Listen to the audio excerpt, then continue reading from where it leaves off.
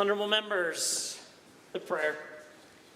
Lord, the God of righteousness and truth, grant to our King, to his government, to members of the Legislative Assembly, and to all in positions of responsibility, the guidance of your Spirit.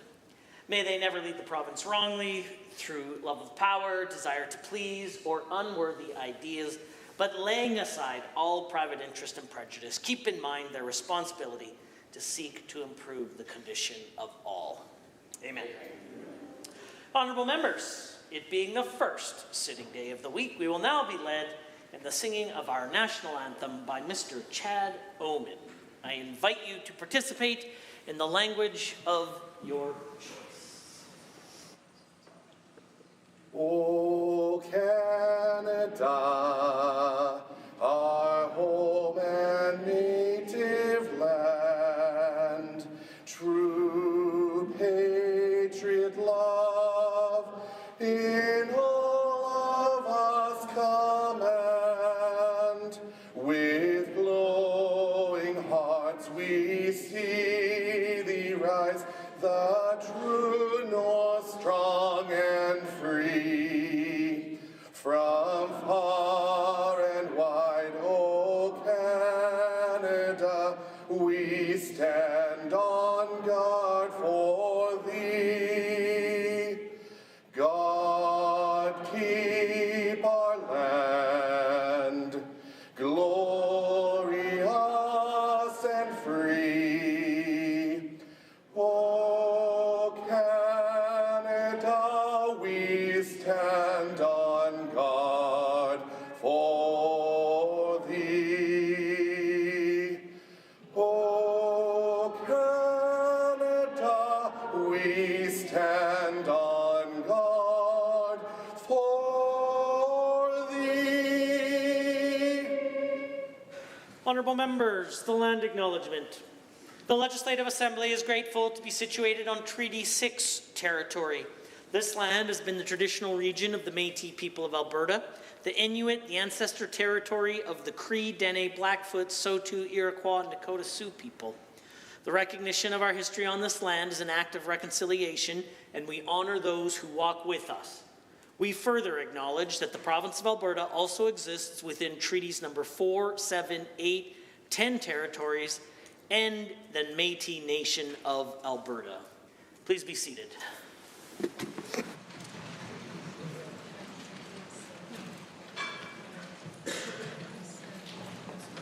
Introduction of visitors.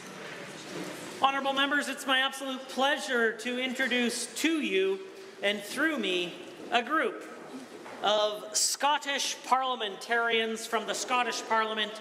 I had the pleasure of meeting with them this morning and also had lunch with a number of my colleagues here in the Assembly.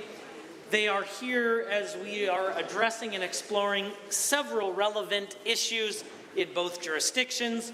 We're pleased to be joined by the Deputy Presiding Officer, MSP Annabelle Ewing, the Deputy Convener of the Economic and Fair Work Committee, MSP Michelle Thompson, and the Deputy Convener of the Constitution, Europe, External Affairs and Culture Committee, MSP Alexander Stewart, the Private Secretary to the Office of the Presiding Officers, Jennifer Griffin, and the International Relations Officer, Mr. Steve Bell. Please rise and receive the warm welcome of the Assembly.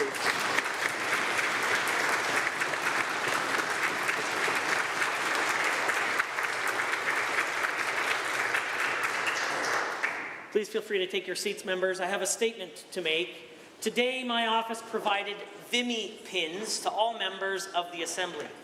These pins were supplied by the Vimy Foundation to recognize the National Day of Remembrance of the Battle of Vimy Ridge on April 9th. Since 2006, the Vimy Foundation has dedicated to raising awareness and educating Canadians about the Battle of Vimy Ridge, one of Canada's most important engagements during the First World War. More than 10,600 Canadians lost their lives during this battle, which took place in northern France from April 9th to 12th. I encourage members to wear these pins as we prepare to commemorate this day of remembrance. Each color on the pin, red, dark blue, gray blue, and green, symbolizes a respective division, while the sequential arrangement of the colors mirrors the alignment of the Canadian troops on that historic day. Although the human costs were staggering, the battle was a defining historical moment for our country and in the establishment of the Canadian identity and one of national pride. Canada defeated the German army for this strategic position, representing the largest territorial advance of the Allies up to the point in the war. Built between 1925 and 1936, the Canadian National Vimy Memorial Monument is at the center of a 250-acre preserved battlefield that includes the grounds where the famous battle took place. The memorial honors all of the 11,285 Canadians killed in France during the First World War and those who had unknown or known graves. Most of you are aware that our very own 1/40th scale depiction of the monument in the Queen Elizabeth II building, members of the Northern Alberta Lego Users Group unveiled the Lego constructed in 2017, shortly before the 100th anniversary of the battle. I hope that you'll join me in remembering those who sacrificed so much as we continue to enjoy the freedoms fought for on that day, lest we forget.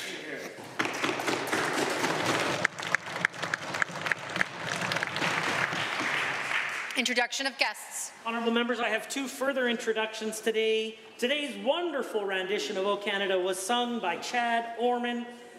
Chad Omen is a musician originally from Gwen, Alberta, now an enthusiastic Edmontonian of 15 years. He's enjoyed singing with the award-winning chorus vocal ensemble chamber choir for the past 11 of those years. When he's not singing, he's proud to serve his neighborhood of Inglewood as the treasurer of the Inglewood Community League. Please rise and receive the warm welcome of the Assembly.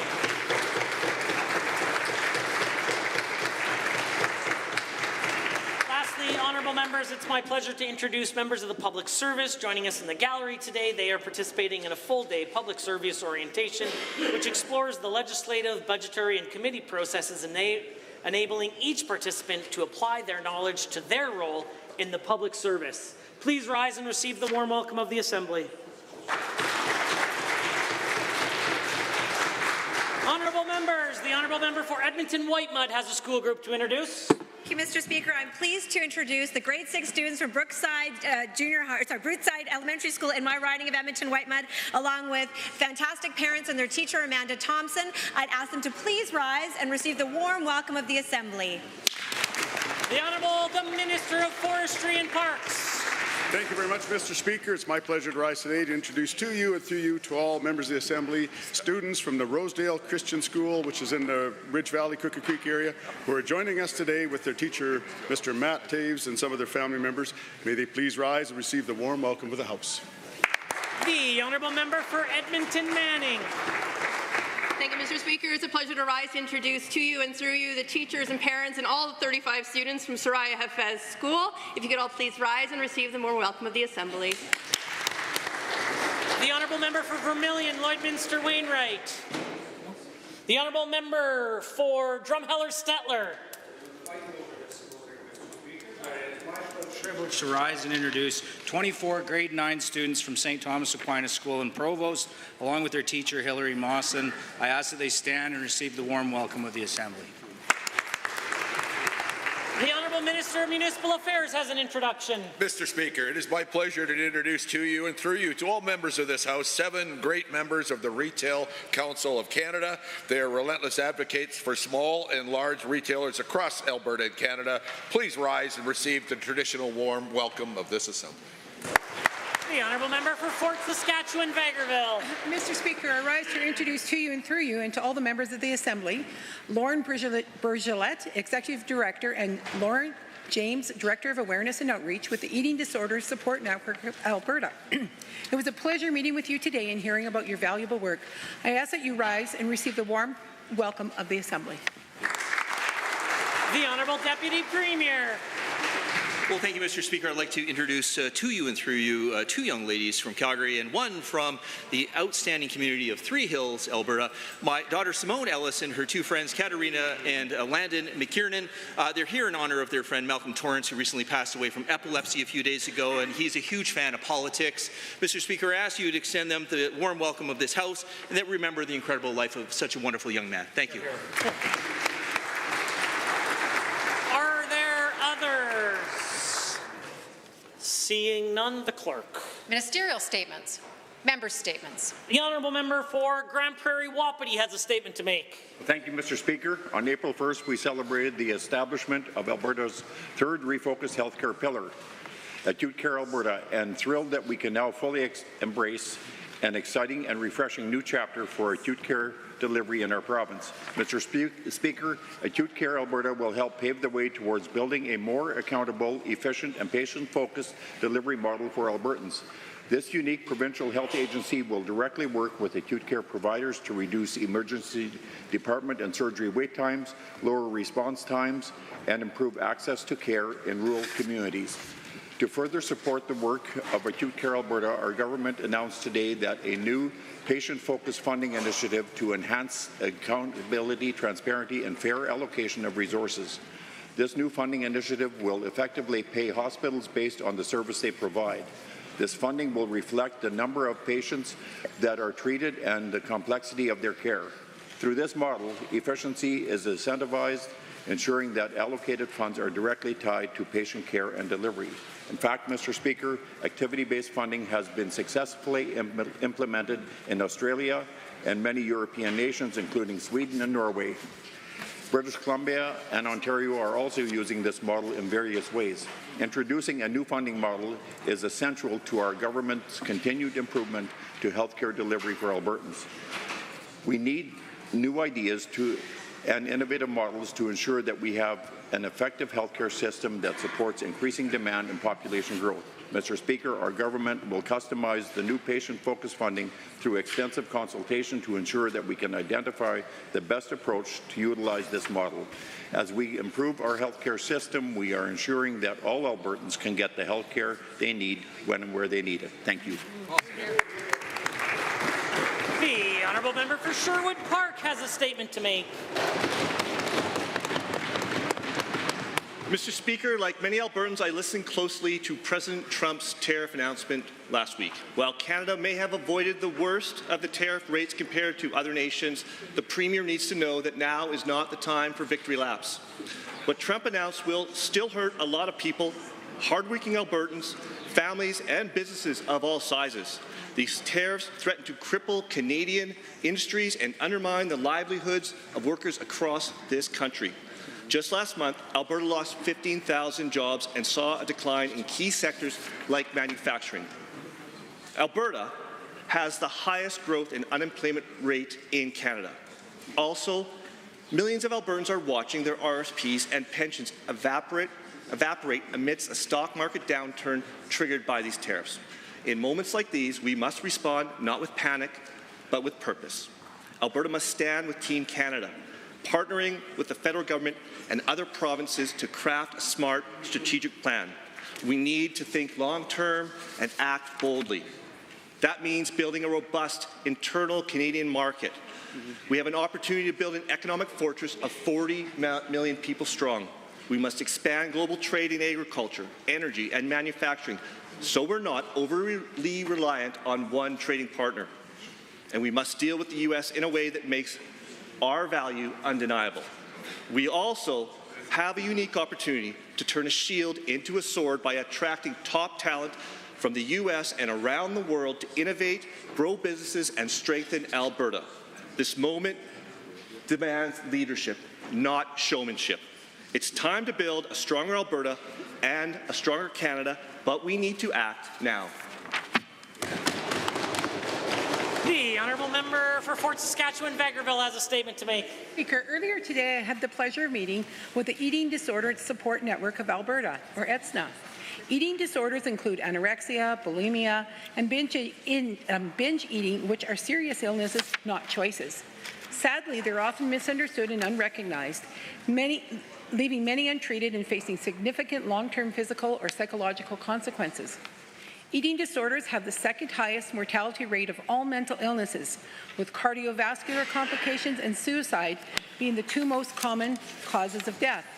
Anorexia nervosa is particularly deadly, as malnutrition can lead to dental issues, organ dysfunction, and osteoporosis. These disorders often co-occur with mental illnesses like depression, anxiety, personality disorders, or other trauma. Approximately 55,000 Albertans are thought to be suffering from symptoms serious enough to be clinically diagnosed as an eating disorder, and yet only 10% of those will ever receive treatment. These alarming statistics show why the work of ETSNA is so valuable. Founded in 2014 by a mother of a youth facing an eating disorder, ETSNA offers low-barrier services province-wide, including virtual supports, outreach, and research to improve approaches to eating disorders. Simply put, their vision is that no Albertan should face an eating disorder alone. Our government shares that vision and is taking steps to help those suffering from eating disorders, particularly our young and youth. Nearly $10 million was invested across 3 years to establish Alberta's first residential recovery centre for eating disorders, which recently opened. This facility and program will close a gap in care for young Albertans diagnosed with eating disorders. Yet there's more work to be done, and I'm confident that both Alberta's government and that ETSNA will be part of that work. To those struggling, you're not alone. Recovery is possible, and you deserve support on that journey. Thank you. The Honourable Member for Lethbridge West. Thank you, Mr. Speaker. I'm wearing a special jersey today, number 27 Boulay, in honour of Green Shirt Day and the Logan Boulay Effect on organ donation. Like countless young hockey players growing up in Canada, I rode the bus every season. My coaches, my teammates, and our families were always confident that we would arrive safely back home after our games. On April 6, 2018, the Humboldt Broncos bus was involved in a catastrophic accident that sent shockwaves across the country and through the sports world. Logan's parents, Toby and Bernadine, were following in their car, and they searched the wreckage for their son Logan, a defenseman on the Broncos, before learning that he'd been rushed to hospital. The severity of Logan's injuries meant that he would not survive, but he had told his family a few months earlier that he wanted to be an organ donor, like his mentor and coach Rick Suggett had been the previous year. Despite being only 21 years old, Logan knew the importance of organ and tissue donation and that he wanted to be an organ donor like Coach Rick. So on that horrible night, in the face of such tragedy, the Boulays knew what Logan wanted. His organ donations meant that 6 people were given a new lease on life. Immediately after, news spread about these young defenseman donations, and almost 150,000 Canadians registered to become organ donors. The Logan Boulay effect, as it had been called, even touched me, as I actually finally signed up to be an organ donor as well. Thanks to Logan and the Boulays. Green Shirt Day reminds us all to have those conversations with our families and to register as an organ donor. Mr. Speaker, Toby, Bernadine, and Logan's sister Mariko are constituents of mine in Lethbridge West.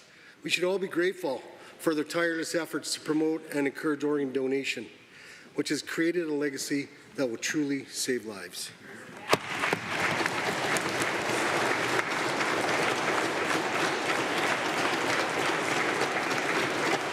The Honourable Member for Airdrie East. Thank you, Mr. Speaker. For a long time, Alberta has been the largest contributor to Canada's fiscal balance. However, when the rest of Canada decides to assign blame for various issues, all eyes point west. Our province's strength has been taken for granted time and time again, despite creating jobs, providing essential resources, and helping this country grow. We never get the recognition we deserve. We have grown used to seeing our federal government and many of its branches turn their backs on Alberta, despite claiming to be part of Team Canada. Mr. Speaker, I want to be part of Team Canada. I really do. But I want to be part of the real Team Canada, the one that's supposed to be about provinces working together, supporting each other, recognizing each other's strengths, and filling the gaps where we can. My constituents tell me how strange it is when they raised the flag years ago, they were seen as outliers. Now, we have every political amnesia-stunned Liberal supporting made-in-China gear celebrating Canadian unity. Team Canada has become nothing more than a convenient political slogan, sadly, a quick fix for those who prefer performative politics over real action. When things get hard, where is this so-called Team Canada? Seems like nowhere. Where was Team Canada when our Premier was working to reduce tariffs? Nowhere. Where was Team Canada when our oil and gas industry was under attack by policies that hurt our province? Nowhere. Where was Team Canada when jobs and livelihoods of hard-working Albertans came under threat? Nowhere. Where was Team Canada the last 10 years when Alberta was fighting to remove the carbon tax? Nowhere. Where have they ever been when Alberta needed their help, Mr. Speaker? The answer, yet again, sadly, is nowhere. Yeah. Team Canada has been doing what it does best, sitting back, waiting for the moment to claim the glory, while Alberta continues to do the heavy lifting. Mr. Speaker, we're tired of being taken granted of. It's time for this country to be recognized for the value that we bring to the table and show us the respect we deserve. Hear, hear. Honourable members, the time is now 1:50. And that makes it oral question period. And the Leader of His Majesty's Loyal Opposition has question number 1. Mr. Speaker, instead of denouncing Trump's tariffs, the Premier took a victory lap. Albertans are seeing their pensions and retirement plans plummet while Trump's tariffs kill investments, tank stock markets, and hurt jobs. How did the Premier respond? She said, quote, "This is precisely what I've been advocating for from the U.S. administration for months," end quote. Why did the Premier celebrate Trump's horrific economic policies that are hurting Albertans and destroying people's retirement savings? Hear, hear. The Honourable the Premier has the call. Thank you, Mr. Speaker. Diplomacy is clearly the best avenue for us to try to get progress with the United States. I'm glad to see that the vast majority of goods and services that Albertans sell into the American market are tariff-free. We have more work to do to make sure that steel and aluminum and timber and autos also get the same treatment. And it looks like we're going to see an acceleration of negotiations on the Canada-U.S. Free Trade Agreement once the election is over. I think we should all be happy that we're going to see at least an 18-month acceleration of that process to get over this hump in our relationship. The Honourable Leader of the Opposition. We should all be happy, Mr. Speaker. The things that the Premier is saying is completely disconnected from what Albertans are thinking and what Canadians are thinking. That's right. The Premier called Trump's tariffs, quote, "an important win for Canada and Alberta," end quote. With economists suggesting we're heading for a global recession, Albertans do not think of this as a win. And oil prices have plummeted below $60 a barrel, with one analyst suggesting it could go much further. That could add up to $10 billion to Alberta's deficit and destroy thousands of jobs. Will the Premier admit she was wrong to take a victory lap? The Honourable Premier. Mr. Speaker, I know the members opposite only recently discovered that tariffs and advocacy against tariffs was an important issue, and that's why they're trying to make up for lost time. I think they forgot that the initial starting point was 25% tariffs on everything. And if we had had 25% tariffs on everything, our economy would have shaved off hundreds of thousands, if not millions of jobs. And so we have to use the pathway that we know is working. Pathway is diplomacy. Pathway is identifying the areas of common interest and getting the tariffs removed on those other products. The Honourable Leader of the Opposition. Mr. Speaker, it is not working. The Premier said, quote, "the worst of this tariff dispute is behind us," end quote. And that's not what economists say. This is closing Canadian factories, people are losing their jobs, and Canadians are seeing their pensions and retirement accounts take huge losses. The Premier should admit that she was wrong to say the worst is behind us.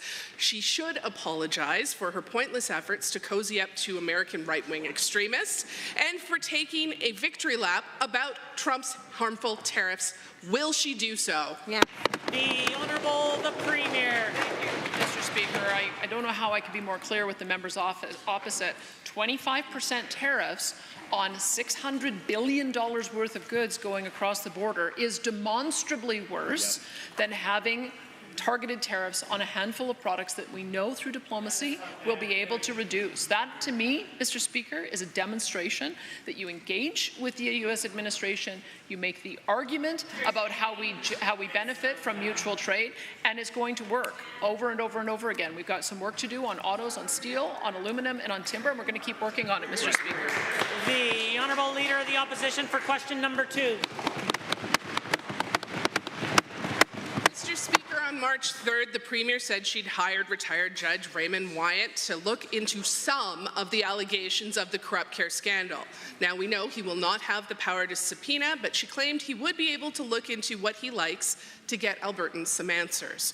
Will the Premier commit that Mr. Wyatt will have access to all government records from her office, including those from former and current staff? Hear him. The Honourable, the Premier has risen. Thank you, Mr. Speaker. The Auditor General and the retired judge can have access to any of the records that they ask for. We want to get to the bottom of it. But what we announced today with activity-based funding is exactly what is going to address what the member's office have been raising. We will have a single price that is going to be publicly transparent for all surgeries, regardless of where an individual receives that treatment, whether it's in an AHS facility, a Covenant Health facility, or charter surgical facility. We're looking forward to getting to the implementation on this, Mr. Speaker, and making sure that Albertans know exactly how every single taxpayer dollar is spent in health care. The Honourable Leader of the Opposition. Mr. Speaker, what the members opposite here have been raising are issues with corruptions, kickbacks, and making sure we get the money that Albertans deserve to have spent in healthcare put in the right places. That's right. Now, the government's statement of defense in this scandal included text messages between the former CEO and the Premier's then Chief of Staff, Marshall Smith. But a Freedom of Information request for Mr. Smith's work phone messages says no such records exist. That doesn't make sense. How did the government file a statement of defense with screenshot of texts clearly about government business from Marshall Smith if there are no texts? Yeah. The Honourable, the Premier. Mr. Speaker, at issue is why it is that there is different prices being paid at different facilities for the same surgery. That is what we're trying to get to the bottom of, and that's what we announced we were solving today. With activity-based funding, there will be a single price that will follow the patient to whichever surgical center that they manage to get their surgery at. It will be adjusted on the basis of complexity, and that is exactly the kind of transparency that Albertans expect. So, Mr. Speaker, we're addressing the issues that the members opposite raised. The Honourable Leader of the Opposition. Albertans expect accountability for corruption. That's right, yes. Mr. Wyatt will not be able to get to the bottom of this if the government is hiding evidence. And the terms of Mr. Wyatt's contract do not permit him to subpoena those he deems need to give sworn testimony. And that's because it is not a true public inquiry. This is a tightly controlled dog and pony show designed to get the government the outcome that they want. Will the government provide Mr. Wyatt with all of Marshall Smith's devices so that he can review all the records related to this scandal? Or is this the end of ethical, competent government as we know it? Yeah. The Honourable, the Premier. Speaker, let's remember what the former CEO's allegations were. She was concerned that there were different prices charged at different facilities for the same procedure. We have a low of about $3,700 being charged at ClearPoint and a high of $8,300 being charged at Alberta Surgical Group. Under the policy that we announced today, we are going to have every procedure have the same price and the funding follow the patient to the facility that they wish to go to, adjusted for complexity, so everybody knows what the price is and we have the transparency, Mr. Speaker. Honourable the Leader of the Opposition for question 3. Mr. Speaker, on March 17th, this government sent a memo to all of AHS that said, quote, clinics are encouraged to remind patients to bring snacks, meals, or money for food purchases, end quote. The result of that memo, kids receiving cancer care were denied popsicles as a comfort. Why did this government tell children with cancer to bring their own popsicles to their cancer treatment? The Honourable the Premier. Thank you, Mr. Speaker. The members opposite may now see why it is we needed a new CEO at Alberta Health Services. The policy... Order. The Honourable the Premier is the one with the call. Policy was announced under the old CEO. The policy was cancelled. Order. Not sure if members of the opposition know how this works, but I stand up, correct you, and then after I sit down, it's not licensed to continue to be loud and interrupt that who has the call, which is the Premier. Policy was announced under the old CEO in September. The policy was cancelled under the new CEO when he realized that it was being implemented inappropriately, Mr. Speaker. That's part of the reason why we knew we had to change things at Alberta Health Services, so that we would ensure that we would have the ability to reverse policies when they don't make sense for patients. The Honourable Leader of the Opposition. Maybe the Premier could cut her trips to see right-wing American extremists first and then give popsicles to kids who have cancer. Yes. The government keeps trying to micromanage AHS, and the more they do that, the worse things seem to get. We now have the Minister of Health's former Deputy Minister running AHS himself, and it's clear this government can't run a popsicle stand. Will this government apologize for their attacks on child patients who deserve, as a basic decency, a popsicle when they're undergoing their cancer treatments? The Honourable the Premier. Mr. Speaker, this example is actually the exact opposite of what the members opposite said. Acting independently, they made a bad decision. When we discovered they'd made a bad decision, we reversed it. Because we know, Mr. Speaker, that sometimes in implementation is where problems lie, and it is up to us to make sure that patients are getting the care that they need. This was a decision that clearly was not intended to be implemented the way it was implemented, and the new CEO of AHS reversed it. The Honourable Leader of the Opposition. Government has a credibility problem. When this memo came out, everyone believed that they would take popsicles from kids because that's how they've been treating the healthcare system since they became government. That's right. Albertans are outraged, and rightfully so, that this government would take popsicles from cancer patients. They have hundreds of $millions for bloated contracts for friends running private surgical clinics, and it is time to stop wasting Albertans' money. When will the government stop the cuts and chaos in healthcare and learn to govern with ethics and accountability? The Honourable the Premier. Thank you, Mr. Speaker. The big change started April 1st with Acute Care Alberta. Alberta Health Services is going to become a service provider of the hospital services and the hospitals they run for us. Acute Care Alberta is going to hold them to account. We're going to have local decision-making at each facility. We're going to have funding following patients, and that those facilities that are able to perform more surgeries are going to get more money, Mr. Speaker. Like, this is the way you're going to get accountability in the healthcare system, better performance, and you're going to ensure that we get better patient care.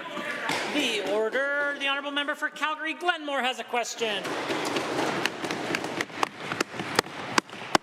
Mr. Speaker, lo and behold, the UCP quietly released the so-called mature asset strategy that has already been rejected by rural municipalities. This R-Star scheme will leave Albertans on the hook for billions of dollars for the mess of bankrupt oil and gas companies. The UCP now says their insurance fund will, quote, be managed by the province instead of, quote, ultimately backstopped by the province. Can the minister explain how much public money is put aside for this insurance fund that is managed by the province? The Honourable the Premier has risen. Mr. Speaker, zero. We believe in the polluter pay principle. The problem is that we have a legacy asset problem that has been quantified somewhere around $30 billion, and successive government after successive government haven't addressed it. This government will. We want to make sure that property taxes are paid, that landowner leases are paid, that the polluter pay principle is abided by, that insolvent companies do not receive transfer of assets if they can't afford to clean them up, and that every future well has a closure fund to make sure that it follows the well so that every single one will get cleaned up. The Member for Calgary Glenmore. Mr. Speaker, the Premier would know there is no financial model to sustain this multi-billion-dollar liability without funding of some sort. The rural municipalities of Alberta slammed the province, calling this process a misinformed view of the impacts of municipal property taxes on mature asset viability. This report shows the UCP is not working in the best interest of municipalities, landowners, and rural Albertans who will be left with the mess on their lands. Why has this government abandoned the responsibility to represent the interests of rural Alberta when it comes to cleaning up this mess? The Honourable the Premier has risen. Speaker, when you talk about who created the mess, the members opposite need to look in the mirror. They had a number of Chinese companies that came into Alberta with the inability to be able to properly take on the liability, and many of them, including Sequoia, went bankrupt and ended up turning those assets over to the Orphan Well Association for cleanup. That happened again and again and again under the members opposite. We are going to make sure that never happens again, that there is never a liability on a well site that is transferred to a company that has an inability to clean it up. We want property taxes paid. We want landowner leases paid. Mr. The honourable member.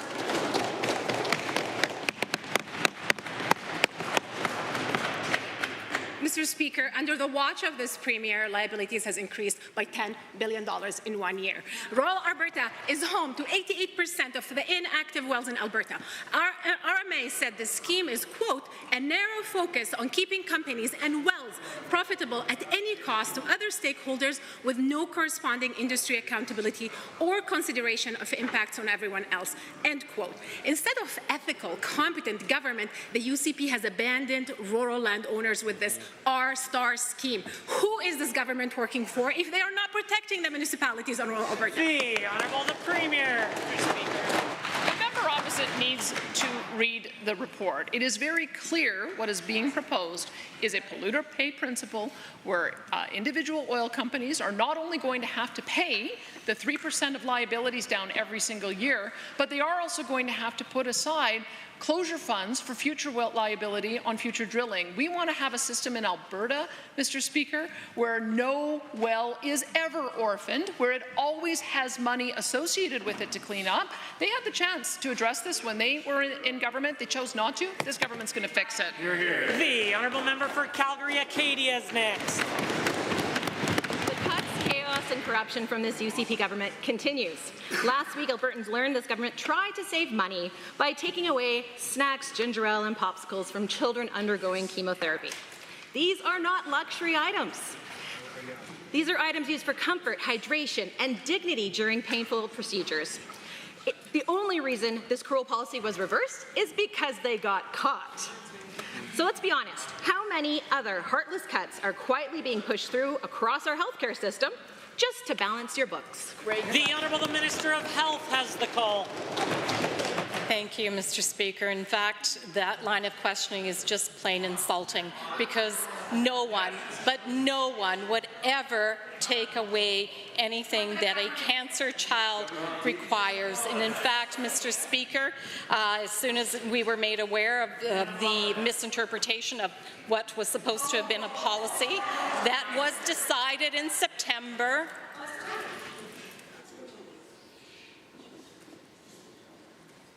The Honourable the Minister of Health.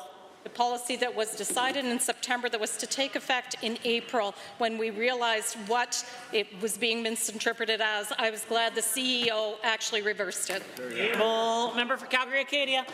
Given that the excuse "it wasn't me" is not actually an excuse, and given that a mother of a toddler with cancer said it best, and I quote, "They're screaming in pain and you're taking away the only thing that comforts them," end quote.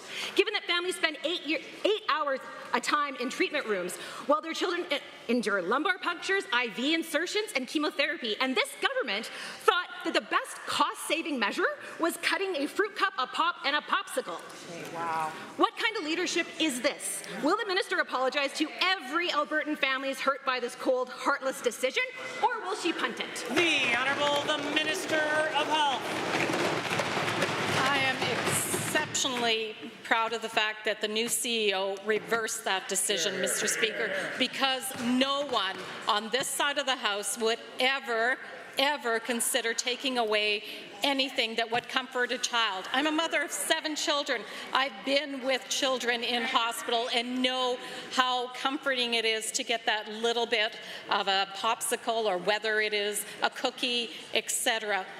It is not what was intended, and in fact, Mr. Speaker, it's why it was reversed. The Honourable Member for Calgary Acadia. Given that also sounded like it wasn't me, given that this UCP government tried to cut popsicles and snacks from children battling cancer enduring 8-hour chemo sessions, in pain, and denied even a juice box, and given that this heartless decision was done while also putting out bloated contracts to their friends, how can this this minister possibly justify a system where parents of sick kids are forced to fight for basic things while she defends handing out millions of dollars to her buddies? Honourable the Minister of Health.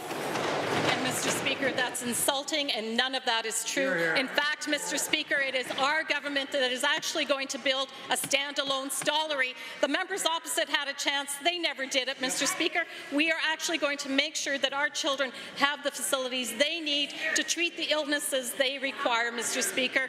The members opposite had their chance. They didn't do it, but we are absolutely going to make sure that we have that stollery built. The honourable member for Taber-Warner. Mr. Speaker, many Alberta communities, irrigators and businesses have asked for more flexibility when it comes to transferring readily available water when and where they need it. But the system requires a 10% holdback, often preventing this water from being safely used. With the strong leadership of our Ministers of Environment and Red Tape Reduction, I am proud to say the Alberta's government cut red tape and ended these unnecessary holdbacks. So, to the Minister, can you please tell the great people of Alberta how ending these holdbacks will make more water available for those who need it? The Honourable Minister of Environment and Protected Areas. Thank you very much, Mr. Speaker, and to the member for that great question. Until now, any time water was transferred, the rules required 10% of it to be held back. Mr. Speaker, this prevented it from going to the farmers or the other water users who desperately needed that water. Water users have repeatedly told us this policy hurts Albertans. It reduces water sharing and increases costs on farmers and communities. That's why we removed the 10% holdback, Mr. Speaker, to make more water available for all. The honourable member for Taber-Warner. Thank you, Mr. Speaker, and thank you to the ministers for the work they did on this file. Given how important water is to all our lives, making more readily available water can be critical during times of drought and water shortages. And further, given that many southern Alberta communities, irrigators and farmers and ranchers have faced challenges the last few years from drier conditions, this is a needed step to reduce red tape reduction. To the same minister, how does ending these unnecessary holdbacks help Alberta irrigators, businesses and communities during future drought and water shortages? The Honourable Minister of Environment and Protected Areas. Thank you very much for that question. Mr. Speaker, the automatic holdback limited water supply during droughts and water shortages. Last summer, one southern Alberta farmer with extra water could not transfer it to a desperate neighbour without holding back thousands of cubic meters. We heard this from irrigators, Mr. Speaker. We heard it from municipalities who also lost, in some cases, nearly their entire allocation because of the holdback. Mr. Speaker, now water will only be held back when needed. For the environment or to protect neighbours downstream, this means more water will be available to go to the people who need it most. Speaker, and through you to the minister. Given that our UCP government has taken strong and proactive action on drought and water shortages for the last year, funding critical infrastructure communities need and announcing the largest water sharing agreement in Alberta's history. And further, given that this is all part of the great work the Minister of Environment is doing to increase water storage and availability across our province, to the Minister, can you please inform this House on what else we have done on the way to make more water available across our great province? The Honourable the Minister. Thank you very much, Mr. Speaker, and to the member for his great advocacy on this issue. We're stepping up to increase water storage and maximize water availability across Alberta. Work is underway on the Bow River, Ardley and Airmore reservoirs, and a province-wide review is underway to determine the next wave of major projects. Mr. Speaker, we heard from thousands of water users about ways to strengthen our current system, and we're now reviewing those great ideas, and we'll use them to keep improving in the months and years ahead. The honourable member for Edmonton Meadows. The Trump tariffs are already wreaking havoc on Albertans' lives. Last month alone, Alberta lost over 1,500 jobs. Our manufacturing sector is shrinking, and now we are facing a global recession. Alberta is entering this crisis from a vulnerable position because of this UCP government, and workers are bracing for even more hardship. Why hasn't this government taken these threats seriously? Where is the plan to protect Albertans, especially the workers and small businesses who will be hit directly? The Honourable the Minister of Jobs, Economy and Trade. Mr. Speaker, I'm pleased to report that we've added 50,000 jobs over the past year, and we recognize the tremendous uncertainty with this ongoing tariff and trade dispute with the United States, and that's why we're doubling down on our international trade efforts. I just returned from Germany, where I was alongside almost 50 Alberta companies, among a delegation of 250 Canadian companies, to diversify trade to other markets so that our producers, our manufacturers, our service providers can continue to create jobs, put food on the table for their families. Thank you. The honourable member for Edmonton Meadows. Given that because of the stock market crash triggered by Trump's tariffs, West Texas Intermediate crude is now crashing towards $60 a barrel. If that continues, Alberta could add billions to this government's already massive deficit. And given that the UCP cuts sports from Alberta's most vulnerable, just like how they were caught trying to take popsicles from cancer patients, can the minister tell Albertans what cuts they are planning next? The Honourable the Minister of Finance, the President of Treasury Board. Mr. Speaker, there's obviously a lot of volatility and uncertainty in the world right now. I think that's why Budget 2025 took a prudent path with conservative estimates around these sensitivities that are so important to Alberta's bottom line. One of only two provinces that actually brought tariff risk into their baseline assumptions. Quebec did as well, but only at 10% across the board. So I think what you see here is a prudent path that will allow Alberta to weather this storm. And that's really what we're hearing from our colleagues right now is what we have to do, continue with diplomacy. The honourable member for Edmonton Meadows. Given that our caucus will bring forward an emergency motion to debate the urgent threat these U.S. tariff pose, through rising costs for businesses and consumers, Albertans' pensions, and the looming global recession.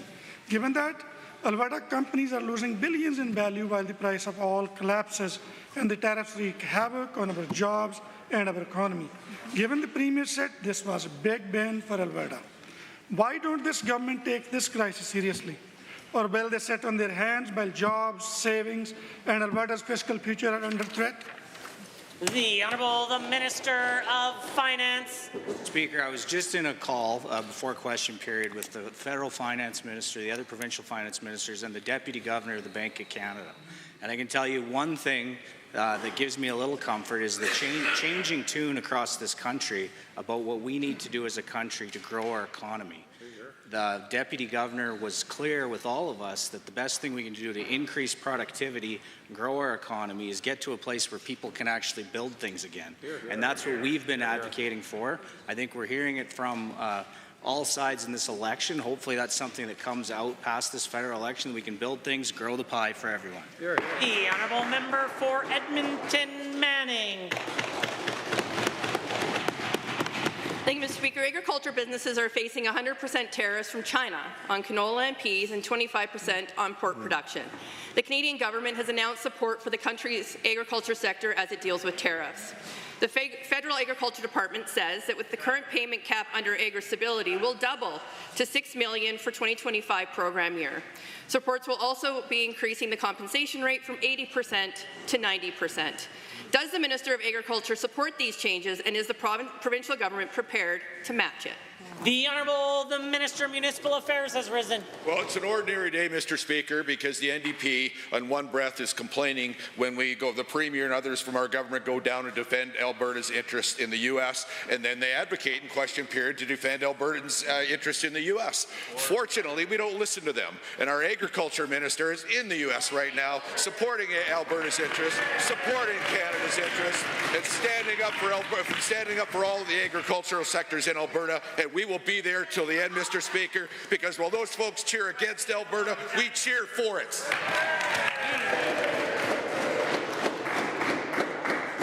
I'm sure it was just an error on behalf of the Minister of Municipal Affairs to refer to the presence or the absence of any member of the Assembly. The Honourable Member for Edmonton Manning. So that's a yes. So, given that the federal government has enabled provincial and territorial governments to proactively enter into agreements for interim payments at higher rates and initiating target advance payments to expedite those supports, and given in regions adopting these measures, producers enrolled in AgriStability can apply for interim payments up to 75% of their estimated final payment for 2025 program year. They are asking for a triggered rate to also be increased. Will the minister answer if Alberta will be on one of the regions signing on to the changes to AgriStability because agriculture producers need a yes, Minister? The Honourable Minister of Municipal Affairs. Well, Mr. Speaker, I can assure this whole House and all Albertans that there's no stronger advocate for the livestock industry in Alberta's agricultural minister than the Minister of Agriculture here in Alberta, who has been in the United States fighting it sometime other than now. And Mr. Speaker, the fact is, Alberta producers know. Alberta's Minister of Agriculture will always have their back, will always work with them and squeeze everything out of the Canada's government they can on behalf of Alberta agriculture producers, because that's his job and he's good at it. The Honourable Member for Edmonton Manning.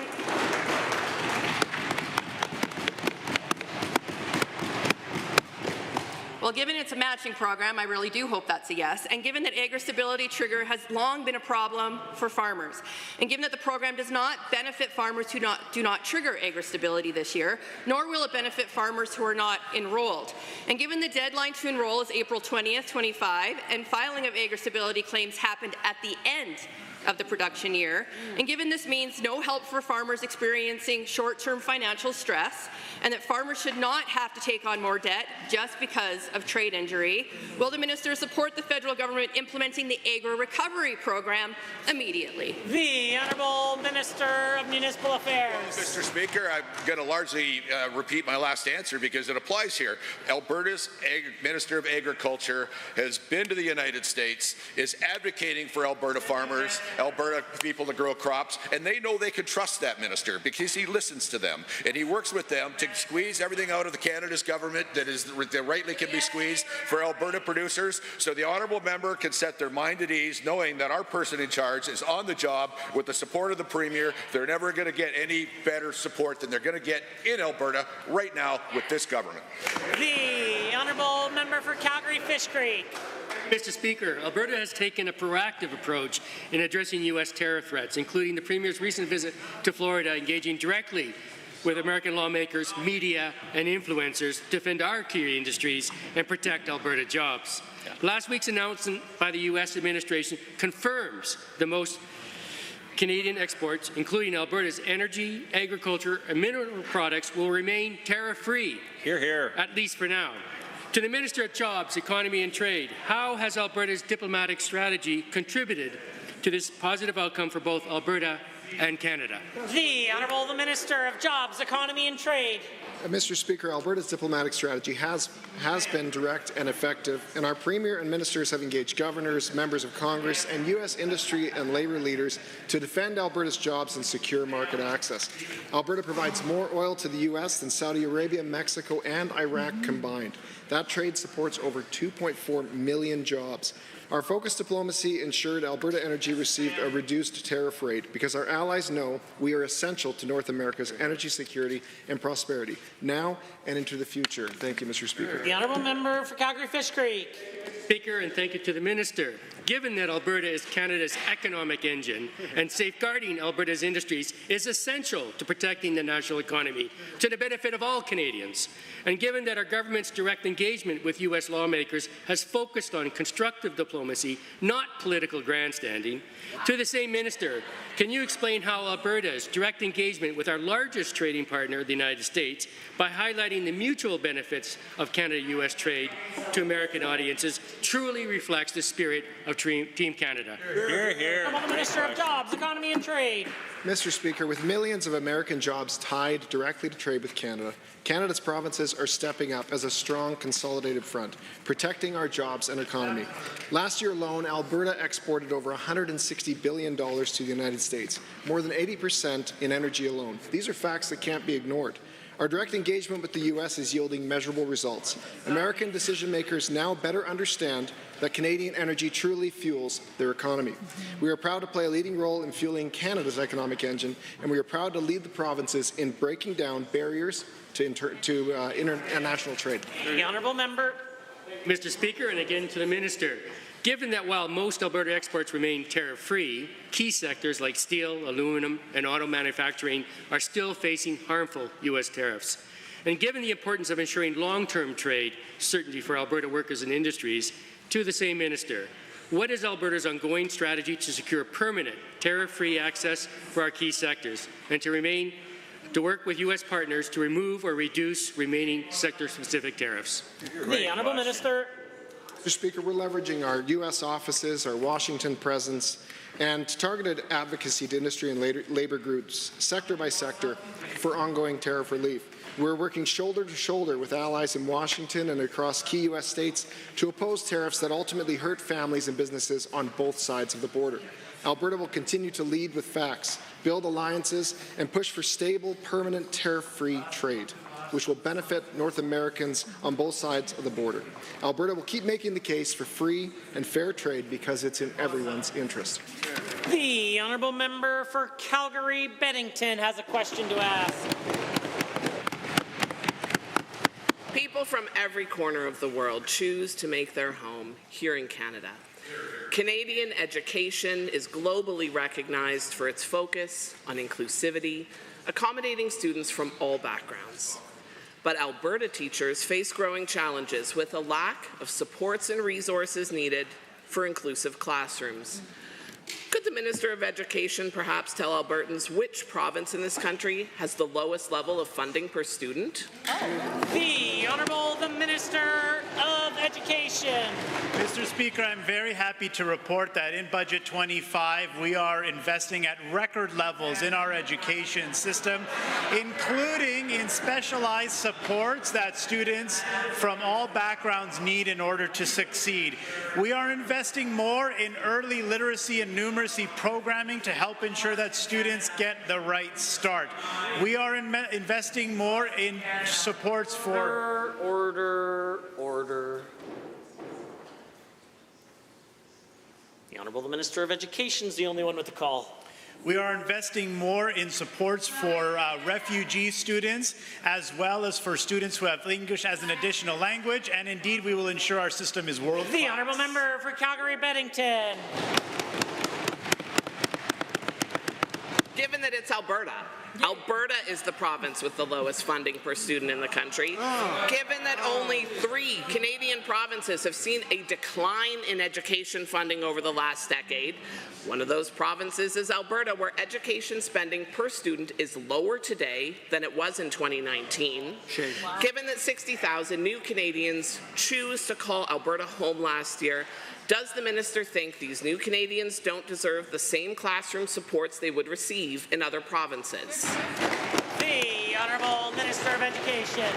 Mr. Speaker, Alberta continues to lead the way with our results in education. We are #1 in Canada when it comes to reading. We are #1 in Canada when it comes to math. And we rank against the very top jurisdictions globally when it comes to our rankings. Now, Mr. Speaker, I'm very proud of the fact that thousands and thousands of more individuals are choosing to call Alberta home.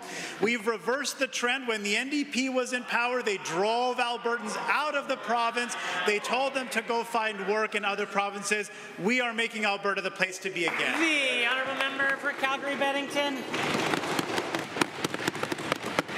Given that strong public education is the cornerstone of healthy democracies, thriving economies, and vibrant communities, given that Canada is a country of opportunity and it is a quality education system that creates opportunities for individuals to succeed economically and socially, given that public education is one of society's great equalizers, when will the minister get on board with Canadian values and start funding Alberta students appropriately? The Honourable Minister of Education. Mr. Speaker, I'm happy to do that right now, and as part of Budget 25, we are providing over $1 billion in additional funding to our school boards over the next 3 years. We're also investing over $8.6 billion to build 100 more schools in our fastest growing communities. We're investing more in literacy and numeracy supports and other specialized supports to ensure that every student has what they need to succeed. Mr. Speaker, Alberta has a world-class education system, and we will ensure that it always is. The honourable member for Fort McMurray Wood Buffalo. Mr. Speaker, across Canada, we're in the depths of a healthcare crisis. Our nation is lacking family doctors and other health professionals. My cousin works in an emergency room in New Brunswick that's threatening to close due to staff shortages. Ontario is asking municipalities to stop using cash incentives to attract physicians because it's simply robbing poor communities of these valuable professionals. Kaya is even reporting that in other provinces, wait times are continuing to increase in hip, knee, and other priority procedures.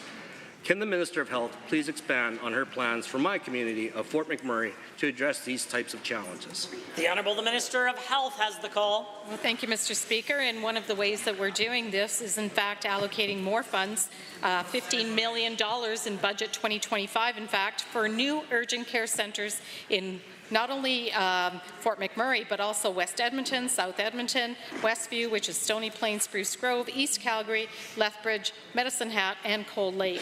These specialized facilities will help to reduce emergency department wait times by providing timely care for unscheduled patients who arrive with unexpected but non-life-threatening conditions. We anticipate they'll be up in 3 to 4 years. Through you, Mr. Speaker, to the Minister, thank you so much for that answer. It is given that when we are addressing issues in our healthcare system, we must also look at our education system. Alberta has excellent post-secondary institutions that develop our future health workforce. The question, though, is, are we doing enough? Can the Minister of Advanced Education please explain the investments in rural post-secondary schools like Keano College to support our healthcare system and how it will benefit all Albertans? The Minister of Advanced Education. Thank you to the honourable member for that question, Mr. Speaker. Addressing healthcare staffing challenges in rural Alberta is a priority for our government. That's why we have invested in key healthcare initiatives at Keano College, including nearly $3 million through the Targeted Enrollment Expansion Initiative for the expansion of their healthcare aide, primary care paramedic, and Bachelor of Sciences programs, as well as about $800,000 through the Mental Health Professions Enrollment Expansion, and more than $1 million through the Internationally Educated Nurses Program. Thank you. The honourable member. Thank you so much to the Minister for that. It is given that Alberta's economy is largely impacted by its rural areas, with key industries such as ag and energy playing central roles. These rural regions continue to face challenges in population growth, which impacts their ability to staff public services such as healthcare centres and other amenities. The shortage of skilled workers not only affects the delivery of those services, but also the broader growth of rural communities. Can the Minister of Health provide further insight into what additional rural health initiatives are currently being developed or planned to ensure better access and quality of care for rural communities? The Honourable Minister of Health. Thank you, Mr. Speaker, and to the member for the question. Supporting rural and remote health care is a top priority for our government.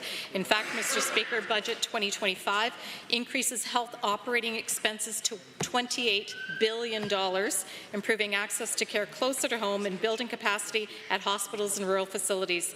Medical schools will also train over 100 additional physicians per year. A partnership with the University of Lethbridge and Northwestern Polytechnic will develop regional training centres both in Lethbridge and in Grand Prairie because, Mr. Speaker, we know when students train in rural communities, they tend to stay in rural communities, and that is a win for rural communities. The honourable member for Edmonton McClung has a question to ask. The Minister of Health claimed last November that Albertans are waiting 15.9 weeks for a hip replacement. That is not the lived experience of people in my community in Edmonton McClung. I know seniors are waiting months or even years for hip and knee replacements. One of those people is Heidi, a retired nurse who's been waiting since January 2024, enduring debilitating pain. How can the minister claim that these wait times are 16 weeks when we all know that people like Heidi who have been waiting for help for more than a year? The Honourable the Minister of Health. Thank you, Mr. Speaker. In fact, Mr. Speaker, we are having more surgeries done in clinically approved times. We've gone from approximately 40% in clinically approved to over 60% in clinically approved times. But you know what, Mr. Speaker, that's not good enough. We need 100% in clinically approved times. That's why, Mr. Speaker, we actually announced the activity-based funding, which is patient-focused funding, Mr. Speaker, to increase surgeries. This year, we anticipate getting over 316,000 surgeries, but we know we can do even better than that. The honourable member for Edmonton-McClung. Heidi thinks you can do better too, Mr. Speaker, given that the UCP has diverted money from the public health care system into private surgical facilities, and given that private surgical facilities won't take Albertans with complex needs, people like my constituent Heidi, and given that this leaves the public system struggling under the burden of cases requiring hospital stays while more and more dollars get funneled into private for-profit care. Why are people like Heidi forced to wait longer for the care they need so that this government can funnel money into private surgical facilities who don't and won't take on the more complicated surgeries that people require? The Honourable Minister of Health. Speaker, how hypocritical of the members opposite. When they were in power, they had 40,000 surgeries per year in chartered surgical facilities, Mr. Speaker. Now we're doing over 62,000, but we have backlogs. Why wouldn't we have all hands on deck? That's exactly what we're going to do through the patient-focused funding that we are going to implement over the course of the next year and years to come, Mr. Speaker, because we know that every person deserves to have their surgery done in a timely fashion. So, Mr. Speaker, we're not going to take any lessons from them. We are actually going to improve health care so that every surgery is done in a clinically approved time. The honourable member. Mr. Speaker, let's have this government take a lesson from every Heidi in this province and every constituency. Given that this government has been investing in private surgical facilities at the expense of the public system with nothing to show for it, and given this government has wasted healthcare dollars on Turkish Tylenol, questionable anti-vaccine research, to the minister, do seniors in Edmonton-McClung need to buy the minister a box at an Oilers game to get the medical care they need? What will it take? The Honourable Minister of Health. Mr. Speaker, it takes being Albertan so that you can get surgeries done in clinically approved times, Mr. Speaker, because everywhere across this country, people are struggling, provinces are struggling. We're actually doing something to counteract that, Mr. Speaker. The members opposite should support us in the activity-based funding that we announced today. Support the working group. Doctors are excited about it. I tell you, Mr. Speaker, this is an opportunity for us to get more surgeries done within clinically approved times. 316,000 surgeries this year. We can take that to the next level, Mr. Speaker, and it involves everyone getting on side. The honourable member for Edmonton South. Mr. Speaker, 4 days ago, the Premier assured Albertans she solved everything. She ran an early victory lap on Trump's trade war and the looming threat of tariffs. She said that her diplomacy with the Trump administration was, quote, a big win for Alberta and Canada as a whole. Well, Mr. Speaker, U.S. and Canadian markets are in free fall today, sinking for a third straight day as economic experts say that Trump's tariffs are going to lead to a global recession. To the Minister of Jobs, Economy and Trade, in March, Albertans lost 15,000 jobs. I'd love to know, are Albertans really winning under the looming recession with your UCP government? The Honourable Minister of Jobs, Economy and Trade. Mr. Speaker, Albertans continue to earn the highest wages in the country and pay the lowest tax. And again, Alberta has added 50,000 jobs over the past 12 months. Alberta will continue to be the economic engine of Canada, even through this period of uncertainty, thanks to the strong leadership of our Premier and pro-business policies of our government. Mr. Speaker, let's compare that to the term under the NDP, where Alberta lost billions of dollars of investment and tens of thousands of jobs when there was no trade war. The honourable member for Edmonton South. Given that the TSX is falling off the cliff this morning, shaving billions of value off of Alberta's medium and large companies, with economists everywhere ringing the alarm to brace for a recession because of these tariffs, and given that the energy prices are falling, with oil trading at around $60 per barrel, with thousands of workers worried about losing their jobs and our economy in chaos, To the Minister, is the UCP ready to ditch Team Trump, come back to Team Canada, and get to work on doing everything possible to protect Alberta jobs? The Honourable Minister of Jobs, Economy and Trade.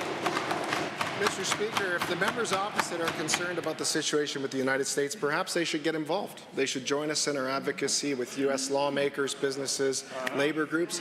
They should perhaps make some recommendations on internal trade, or they should join us in our efforts to diversify trade internationally. Mr. Speaker, we don't need any more complaining. Albertans rejected that. They chose a government of action, not a government of inaction. Order. The Honourable Member for Edmonton South. Given that President Trump has proven to be erratic, threatening tariffs one day, pausing them the next, and then upping them randomly, and given that just a day ago he threatened yet another tariff on Canadian lumber simply because he felt like it, and given that Albertans deserve a competent, ethical government that prioritizes them instead of this government spending Alberta's tax dollars to fly around to fancy cocktail parties with extreme right wings in the U.S., to the Minister of Job, Economy and Trade, what is this government's plan to insulate Albertans from a potential recession as a result of Trump's devastating tariffs? The Honourable Minister of Jobs, Economy and Trade. Mr. Speaker, it's a multi-pronged approach. First, we're maintaining the policies that have made Alberta the best place in Canada to do business. We're also pursuing the removal of additional barriers to internal trade. We're close to concluding the financial services chapter of the Canadian Free Trade Agreement. We're looking at mutual recognition in trucking and consumer goods.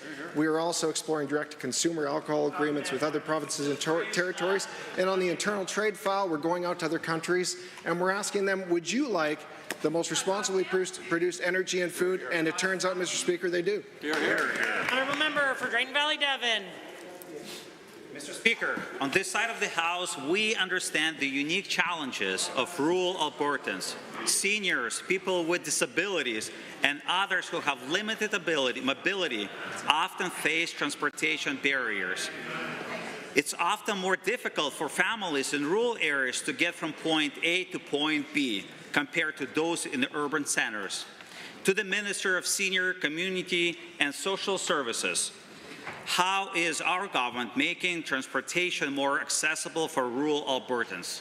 The Honourable Minister of Community and Social Services. Well, thank you, Mr. Speaker. We're actually investing in this budget, a budget the NDP voted against, $15 million to Healthy Aging Alberta, as an example, Mr. Speaker, including $3.5 million of that to 19 communities that don't have accessible transportation options for seniors and others, to be able to make sure that communities like that can build more transportation options to help people to get to things like doctor's appointments and to other things that they need in their life. That's a sharp contrast, Mr. Speaker, from the NDP when they were in government, who told all Albertans in areas where there were no buses to go take a bus, Mr. Speaker. Honourable Member for Drayton Valley Devon. Thank you, Mr. Speaker, and to the Minister for the answer. Given that having access to social activities is very important for a healthy and happy life, and given that seniors are not the only group of people that face mobility challenges that often make transportation more difficult, and given that transportation barriers in the rural areas also impact people with disabilities, to the same minister, how will this program help Albertans with disabilities? The Honourable Minister of Seniors, Community and Social Services. Well, Mr. Speaker, the transportation options that we're building aren't just for seniors. Those seniors are an important part of the work that we're doing when it comes to this investment, but it's also for all Albertans, including those facing disabilities. Some of the work that we're doing with this investment is investing in helping communities be able to invest in more accessible vehicles that can help individuals be able to get to things like doctor appointments and things like that, Mr. Speaker, as well as $105 million being invested in FCSS, again, to help with programs like Meals on Wheels and other aspects of this important investment across the province. The Honourable Member. Thank you, Mr. Speaker, and to the Minister. Given that program like this ensures that our rural communities can continue to thrive and grow, and given that our government is committed to supporting the most vulnerable in Alberta, and given that this transportation program is just one of the many ways Alberta's government supports the facing mobility challenges. To the same minister, what other programs and supports are helping improve the lives of those living in mobility challenges in rural Alberta? The Honourable Minister. Mr. Speaker, we're investing in things like ramps at people's homes, upgrades to washrooms, even helping with low-interest loans to be able to help seniors be able to remain inside the homes that they've built and the communities that they built. Sadly, Mr. Speaker, when the NDP were in government, we saw thousands of people forced into beds, into programs that they didn't belong in, that were not right for them, and that's why this government ultimately is making assisted living Alberta our new health authority. It's going to make sure that everybody is in the appropriate place to receive the services that they need in every community, urban and rural, unlike the NDP, who have rejected almost all of rural Alberta, Mr. Speaker. The honourable members, this concludes the time allotted for oral question period. In 30 seconds or less, we'll continue with the remainder of the daily routine.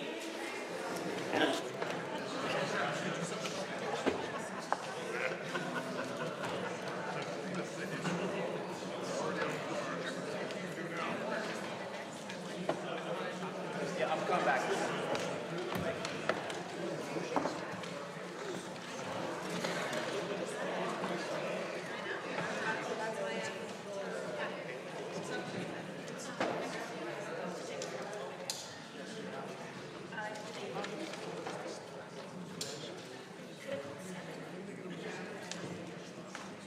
Member for Banff-Kananaskis.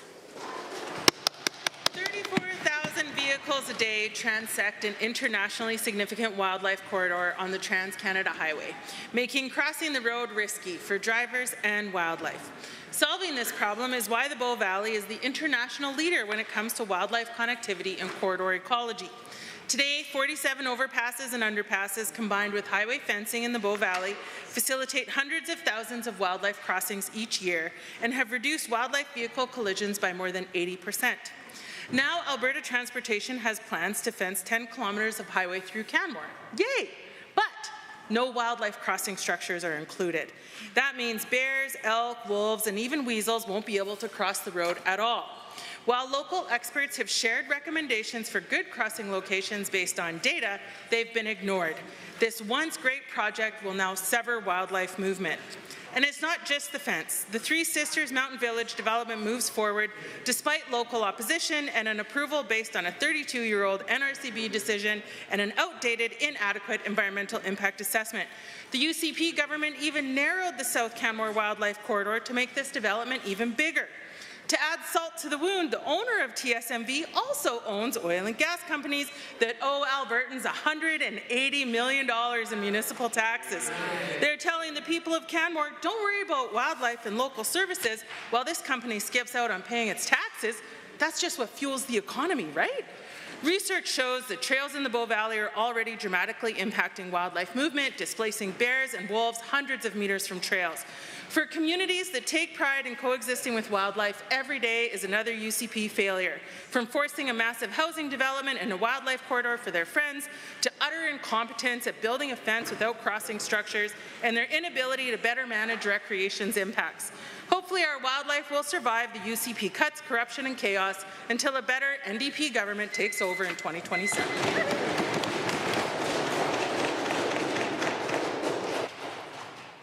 Presenting reports by standing in special committees. Presenting petitions. Notices of motion. The honourable member for Edmonton Whitemud.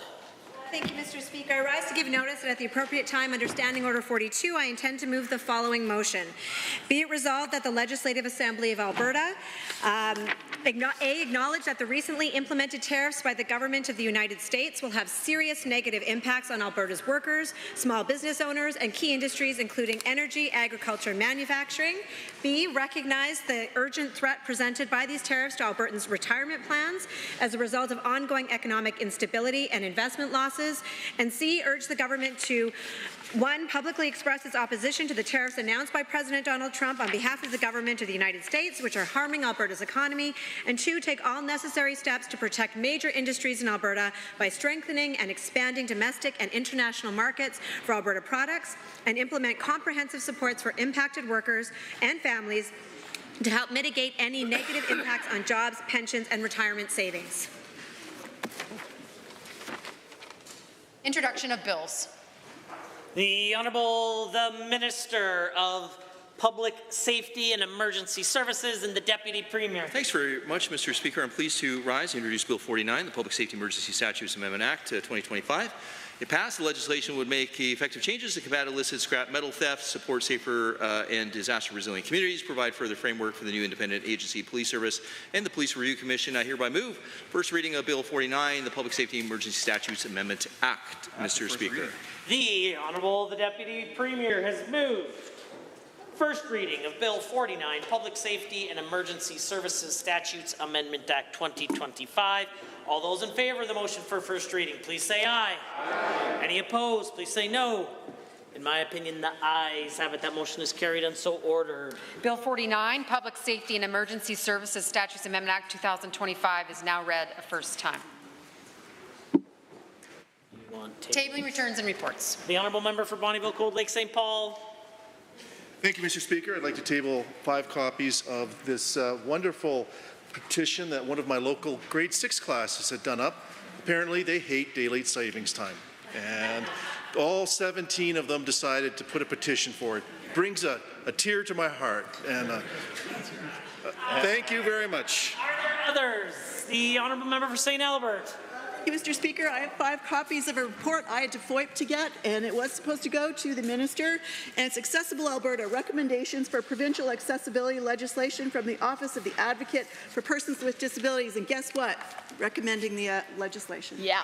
Honourable Member for Lac St. Anne Parkland, Yes, followed by Edmonton McClung. Thank you, Mr. Speaker. So as Chair of the Standing Committee on Alberta's Economic Futures, I have something that was provided during answer period at the review of the estimate. So it's from the Jobs and Economy Trade Minister, and it's answers to members of the opposite had questions. Honourable Member for Edmonton McClung. Thank you, Mr. Speaker. I rise to table 5 copies of a media release from Parkland Institute announcing a report on Operation Profit. I encourage all Albertans to read it. Private surgical contracts deliver higher costs and longer waits. Member for Cypress Medicine, Hat. Mr. Speaker, I do have 6 tablings and 5 copies of each. The first one showcases a money trail from researchers who have made tracking Chinese Communist Party influence on Canadian prime ministers and elections. Second one is an article that goes into depth on Chinese interference on our current federal election. The third one is an article by CSIS highlighting Beijing's control over media in Canada enabling election interference. The fourth one discusses international intelligence agencies warning Canada is losing the fight against Chinese criminal networks. The fifth one is an article about a known sympathizer and praiser of terrorist organizations Hamas and Hezbollah having been too extreme for the federal Liberals, but just extreme enough for the Alberta NDP, who he represented just a few weeks ago. And the sixth one shows that if the Liberals win the federal election, they will continue to block Canadian energy from getting to Canadian markets by upholding C-69. The Honourable Member for Edmonton Highlands Norwood. It's been now nearly a month since the Sexual Assault Centre of Edmonton experienced egregious cuts due to this UCP government. I've got another of the countless emails that I've received and my colleagues have received urging this UCP government to do the right thing, reverse their cuts and fund the Sexual Assault Centre of Edmonton. Is number 5. Member for Lethbridge West. I'm tabling 5 copies of a guest opinion that was published on April 2nd, 2025 in the Lethbridge Herald. The writer, Richard Quinlan, is a retired biologist from Alberta Fish and Wildlife, and his piece against surface mining in southern Alberta is titled, "We Can't Trust Headwaters to the Government." Others? Seeing none, I do have a tabling. Under Section 9.14 of the Child and Youth Advocate, I'm tabling the requisite numbers of copies of the 6-month update letter on behalf of the Office of the Child and Youth Advocate. Tablings to the clerk. Honourable members, that brings us to points of order, of which there was none, successfully bringing us to 1 day without a point of order. Orders of the day. We'll proceed to those immediately after hearing the notice of motion from the Honourable Member for Edmonton Whitemud. Thank you, Mr. Speaker. I rise pursuant to Standing Order 42 to request that the ordinary business of the Legislative Assembly be adjourned to debate a motion that is urgent and pressing and which I read out under notices of motion. I'd like to acknowledge that pursuant to Standing Order 42, I have provided the members of the Assembly with the appropriate number of copies, and I provided your office notice of my intention to move this motion, as well as notified the government. Mr. Speaker, the significant and incoherent U.S. tariffs announced last week are having an immediate and devastating impact on the world economy, and it is directly hitting Alberta and Albertans. Despite the Premier alarmingly referring to this crisis as, quote, a big win for Alberta and Canada, Albertans, Canadians, and most of the world feel very differently, showing once again that the Premier is so focused on her own self-interest that she has lost touch with what the people of this province and country care about. In the last few days since President Trump's announcement, we've seen crude oil prices drop, global stock markets plummet, and multiple job losses across the country. By all accounts, the world is now on the brink of a global recession, and this is already having an immediate and devastating impact on Alberta. Within 48 hours of Trump's tariff announcement, WTI dropped $10 per barrel. At this rate, we could be facing a $10 billion hit to Alberta's revenue on a budget that only allocated $2 billion for tariff contingencies and that already projects a $5 billion deficit. The severity of these impacts of the tariffs that they will and are having on all of Canada, including our province, cannot be understated. Albertans are worried about their businesses, their jobs, and their personal investments. The state of our economy is at risk, and we have a responsibility to support Albertans. Canada lost 33,000 jobs last month across various sectors, which is the biggest drop in jobs since 2022. Last week, our province saw the highest growth in the country for unemployment, losing 15,000 jobs in March, according to StatsCan. We also saw the S&P and TSX close down 1,142 points last Friday, one of the biggest single-day point changes since 2020. Canadian stock are deep in the red since the tariff announcement. Albertans are watching their retirement savings and pensions disappear in front of their eyes. It was painfully out of touch for the Premier to declare that what happened last week was a big win for Alberta and Canada. That kind of tone-deaf response is a direct result of the Premier spending more time listening to Trump social media influencers in the U.S. than to hard-working Albertans and Canadians across our country. Now is the time to focus attention on what's happening here in Canada and rededicate our efforts to ensure we are in a strong position going forward. We need to work with all orders of government on a Team Canada approach to craft a thoughtful, rational, and sharp strategy to face these tariffs. We need this emergency debate to determine how our government can best protect and serve Albertans in the face of this economic crisis. We need to talk about building a strong Canadian internal market, breaking down interprovincial trade barriers, and standardizing licensing and building codes across the country. We need to deal strategically with the United States to ensure they understand that Canada is more important to them than they are to us. We need to build global markets for our industries, including agriculture, agri-foods, manufacturing, and energy. We need to protect our workers and businesses who will be the most impacted by these tariffs. And we need to go on the offensive and attract the best people from the United States and around the world to come to our province and provide their expertise to build great companies here in Alberta. None of this will be easy, but it will be necessary to protect our province and Albertans. It will require commitment and purpose. And most importantly, it's going to take a government that can work with others to ensure we can build a stronger Alberta and a stronger Canada. The actions of the Premier and the UCP to date have resulted in no big wins for Albertans and have isolated us from other Canadians. The same partners we need to build our strength for the months and the years ahead. Despite the misguided response from the Premier, these are urgent issues for Albertans, and it's about time she started listening to them. I call on all members of this Assembly to support this motion and to have the urgent conversations that Albertans need us to have. Members, Standing Order 42 allows for up to 5 minutes for a member of Executive Council to respond to the request for the SO42. The Honourable the Government House Leader has risen. Thank you, Mr. Speaker.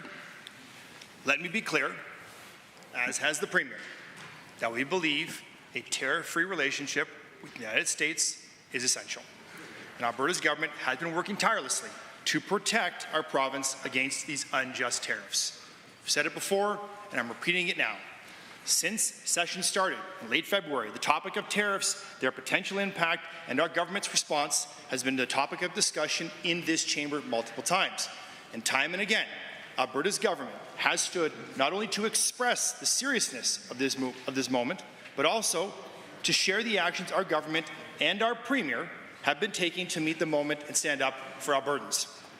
On the very first day of session, back in February of this year, I stood in this chamber and moved emergency debate on the proposed U.S. tariffs and the impact they would have on Alberta's consumers and the Alberta economy. The Assembly debated this for 3 hours, Mr. Speaker, talking in detail about the potential impact of tariffs and how our government would respond, ensuring we are standing up for Albertans at each and every turn.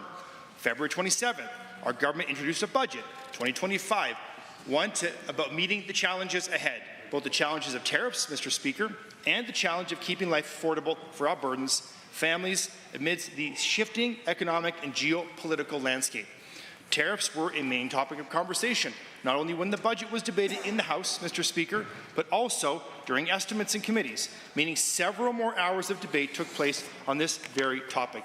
And the Premier herself, Mr. Speaker, rose and gave an impassioned speech on March 26th about her continued advocacy to the United States, detailing how she has been and will continue to be standing up for Albertans and Alberta industries at every turn. Speaking to these very folks who have the President's ear, reminding them of the importance of trade with Alberta and Canada and of the harms that tariffs posed on both our great nations. In fact, Mr. Speaker, I looked, and tariffs have been the discussion every single day in this House since this session has begun. I know myself, I have stood countless times to answer opposition questions about our government's response to the threat of tariffs, and defending the Premier when the NDP decided that they'd rather throw stones at our Premier, and they'd rather our Premier sit at home on her hands like their leader is doing, Mr. Speaker. They'd rather that than to speak to to American influencers and fight for Alberta. I know, Mr. Speaker, that the NDP has been asleep at the wheel, focused on how their new leader, Mark Carney, and his Liberals, how they can help him win, rather than the Albertans who they elected them and that they represent. But it's hard to imagine they've suddenly forgotten a month's worth of discussions that took place right here in this chamber, and Alberta's government has not and will not stand by idly while Albertan industries, Albertan workers, and Alberta families are harmed. Our government, and most especially our Premier, have been fighting tooth and nail for Alberta, and we will continue to do everything in our power to ensure these tariffs do not go unchallenged. UCP ministers, myself included, officials and the Premier herself have spent hundreds of hours over the last several months lobbying, educating, and persuading every U.S. lawmaker and industry leader possible about how damaging imposing tariffs on Canada would be, not only for Canadians, but also for millions of Americans who would lose their jobs. And when Team Canada decided their approach was to encourage all premiers to visit the U.S. and speak with the U.S. media, our Premier went above and beyond, sharing Alberta's message with millions of Americans. But, Mr. Speaker, let's take a moment to recognize the stark difference between our approach and the NDP's response. While the UCP government has been actively fighting for Alberta at every level, engaging with the U.S. lawmakers, lobbying key figures, and advocating for Alberta economic interests, the NDP has done nothing more than offer empty words, performative outrage, and TikTok videos, Mr. Speaker. Let me be clear, the NDP have been happy to sit on the sidelines, pointing fingers, making TikToks, and doing absolutely nothing to mitigate the harm of these potential tariffs. And the NDP have been content to stick to their divisive rhetoric, using this crisis to attack the government without offering any meaningful solutions. They have once again failed to put Albertans first, Mr. Speaker. Alberta's government is actively engaging with stakeholders, working on securing new markets and providing supports for those most affected by these tariffs. They criticize us, Mr. Speaker, for going overseas to meet with officials and trade partners, yet now they say we should be doing more of that. Mr. Speaker, you can't have it both ways. You can't turn left and you can't turn right at the same time. Make up your mind. We are taking action to protect jobs, protect workers, and protect the future of Alberta's economy. Mr. Speaker, Alberta is stronger than any threat that is ever going to be thrown our way, and the NDP have been paying attention. They know that already. With that said, Mr. Speaker, I encourage all members of the House to vote against this motion.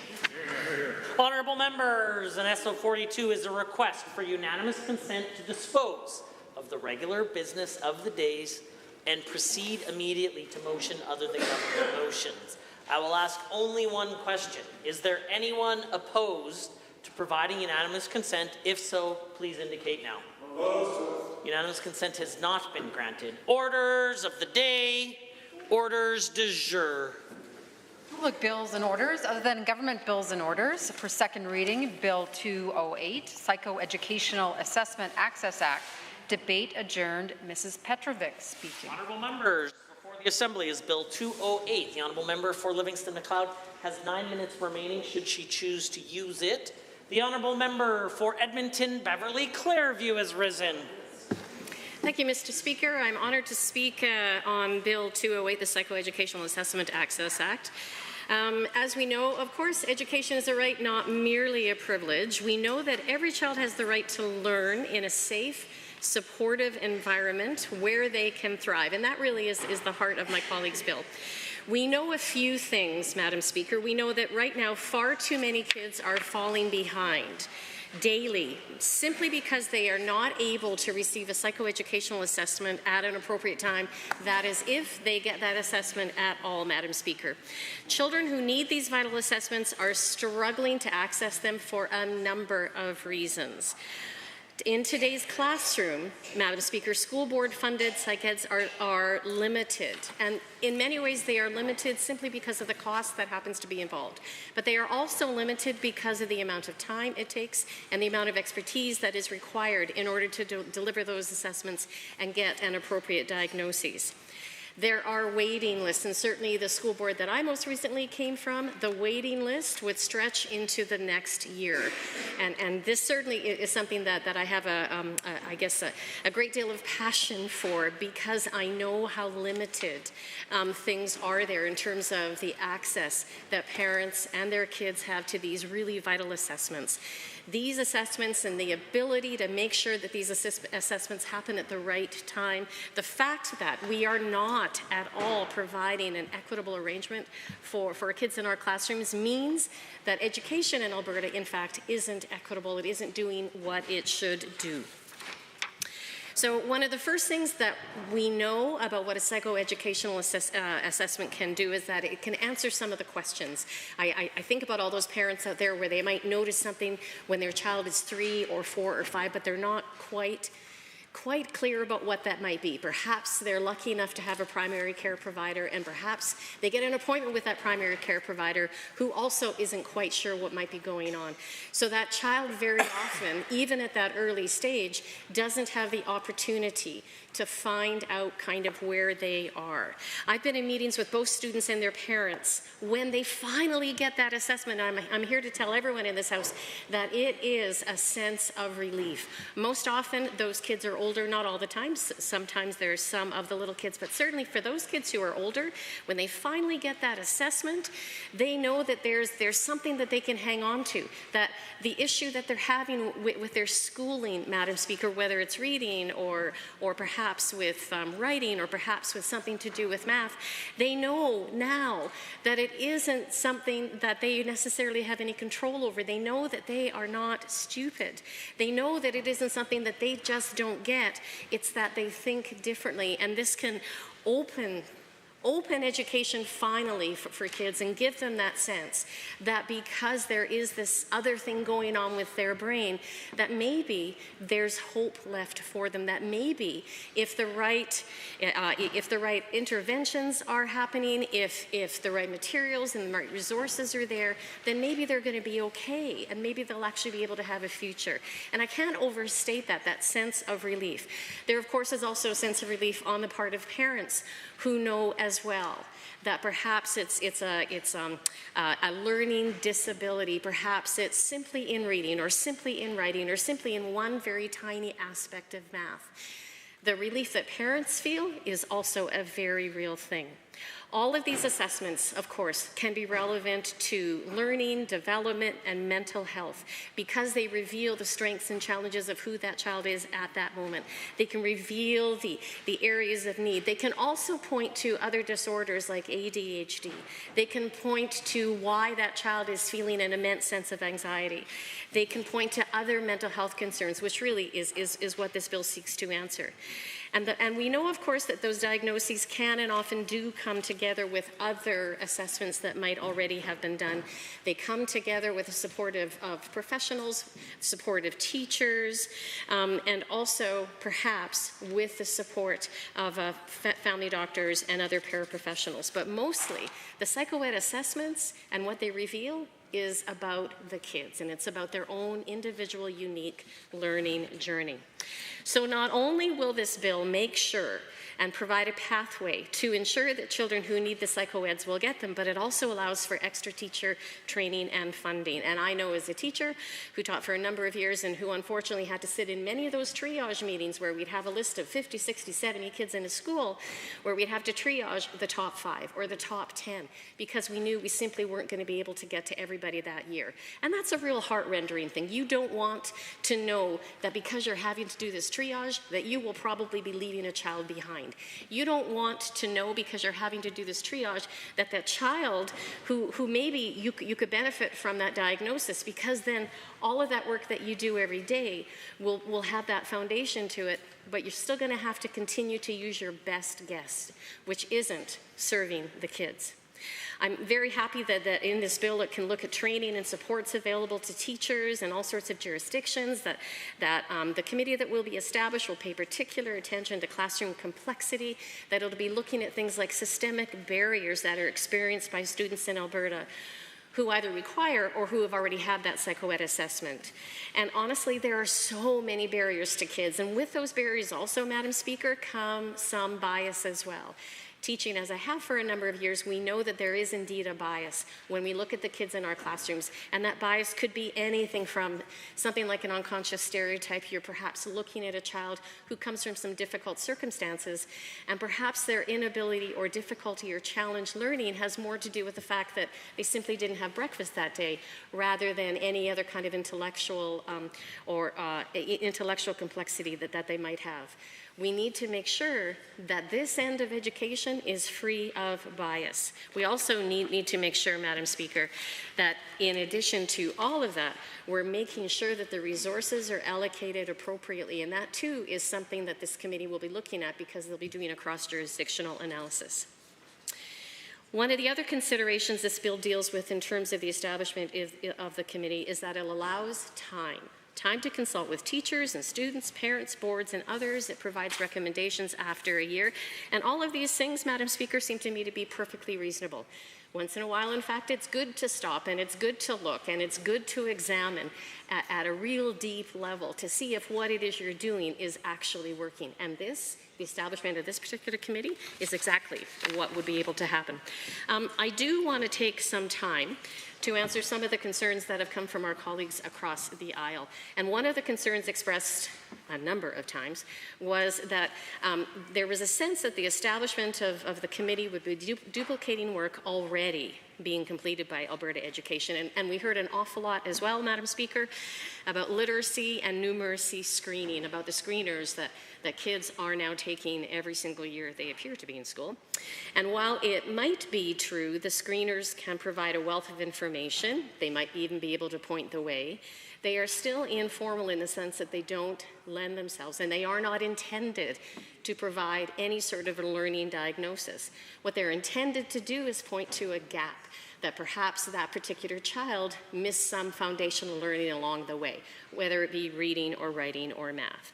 And so things are not always as straightforward as some folks might like. Screeners are not psycho-ed assessments. They're just sort of one big part of that big toolbox that educators have at their disposal. Screeners can, of course, lead to intervention programs. But again, an intervention program is not a diagnosis. It can work hand in hand with a diagnosis, but it's not a diagnosis. There was an intervention project that was spearheaded by the very excellent Dr. George Giorgio a number of years ago, came during COVID. But those sorts of intervention programs, Madam Speaker, work best when there is continual professional development with lots of learning, lots of feedback, but also when they're delivered in a really specific period of time because they're meant to address a particular learning gap. Again, they are not meant to work as that foundational resource or that foundational educational component for whatever that diagnosis might be. They are simply meant to fill that gap that child has in their learning.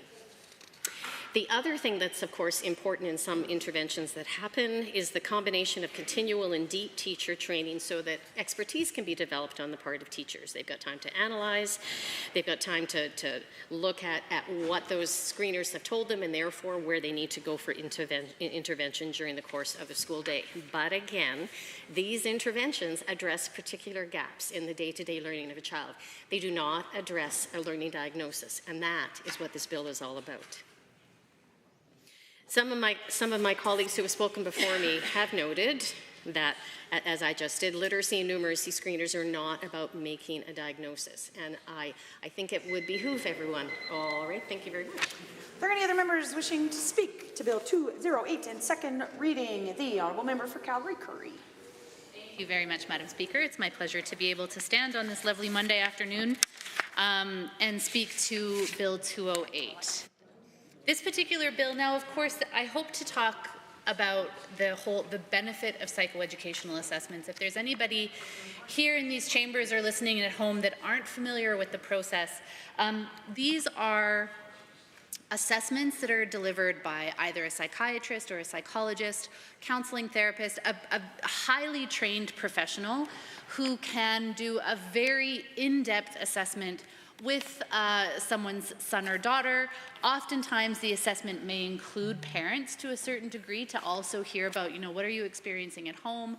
What would you say is the kind of general assessment of how your kids are doing? The assessment is then used within the child's classroom, within the child's school board, and within the system to equip them with everything that they need to be successful. It is a really fundamental kind of service that provides for equity in what should be a universal and public system where there is a place for every child. An assessment is so critical to set them on the right foot. Oftentimes it culminates in what's called an IPP, an individualized, maybe my colleagues who work in a program plan, individualized program plan, thank you very much. I should know this by now. So it creates an IPP, which is essentially the roadmap through which we can provide a child with all of the wraparound supports that they need to be successful in the classroom. And I think, and it boggles the mind when we think about just how incredibly challenging it is to access one of those precious psychoeducational assessments that are actually provided to a school, because they're only afforded so many. So maybe, my colleague here from Beverly Clearview was talking about maybe 5, maybe 10 in a class or in a school in any given year. One can imagine just how much that leaves as far as unmet demand when it comes to psychoeducational assessments. And so then what happens is that a lot of families then say, we got to get, we just, as a mom, we just want to know what's going on with our kids. We just want them to be successful and happy and accepted learners in a classroom. And the assessment goes a very long way. So then, what parents do, they'll hop on Google and they'll search, Madam Speaker, to figure out what is this psychoeducational assessment the teacher has kind of flagged for me. Where do I get one? How much do they cost? What's the process? I mean, it is a lot of information to process. I don't know if my gasp might have been audible on the mic from the speaker just before me, but I quickly Googled to see what the average cost of a psychoeducational assessment is. And they're roughly $3,000, Madam Speaker. A day's worth of an assessment with a child to better understand where their opportunities and where their challenges are, $3,000. If a family's lucky, maybe they've got some coverage through an employer-paid health plan. But if they're not, this is not the system of public education, the system of public equity that I think every single Albertan child deserves in this province. And I know, based on all of what I've heard from the members opposite, that this is an issue that they care about as much as we do.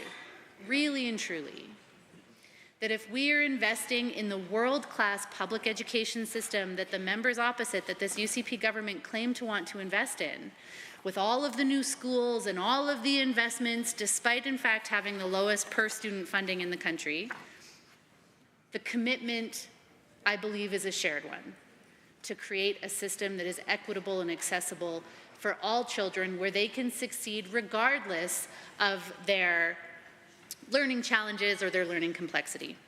And so this Bill 208 seeks to, in the long run, make more psychoeducational assessments available for families.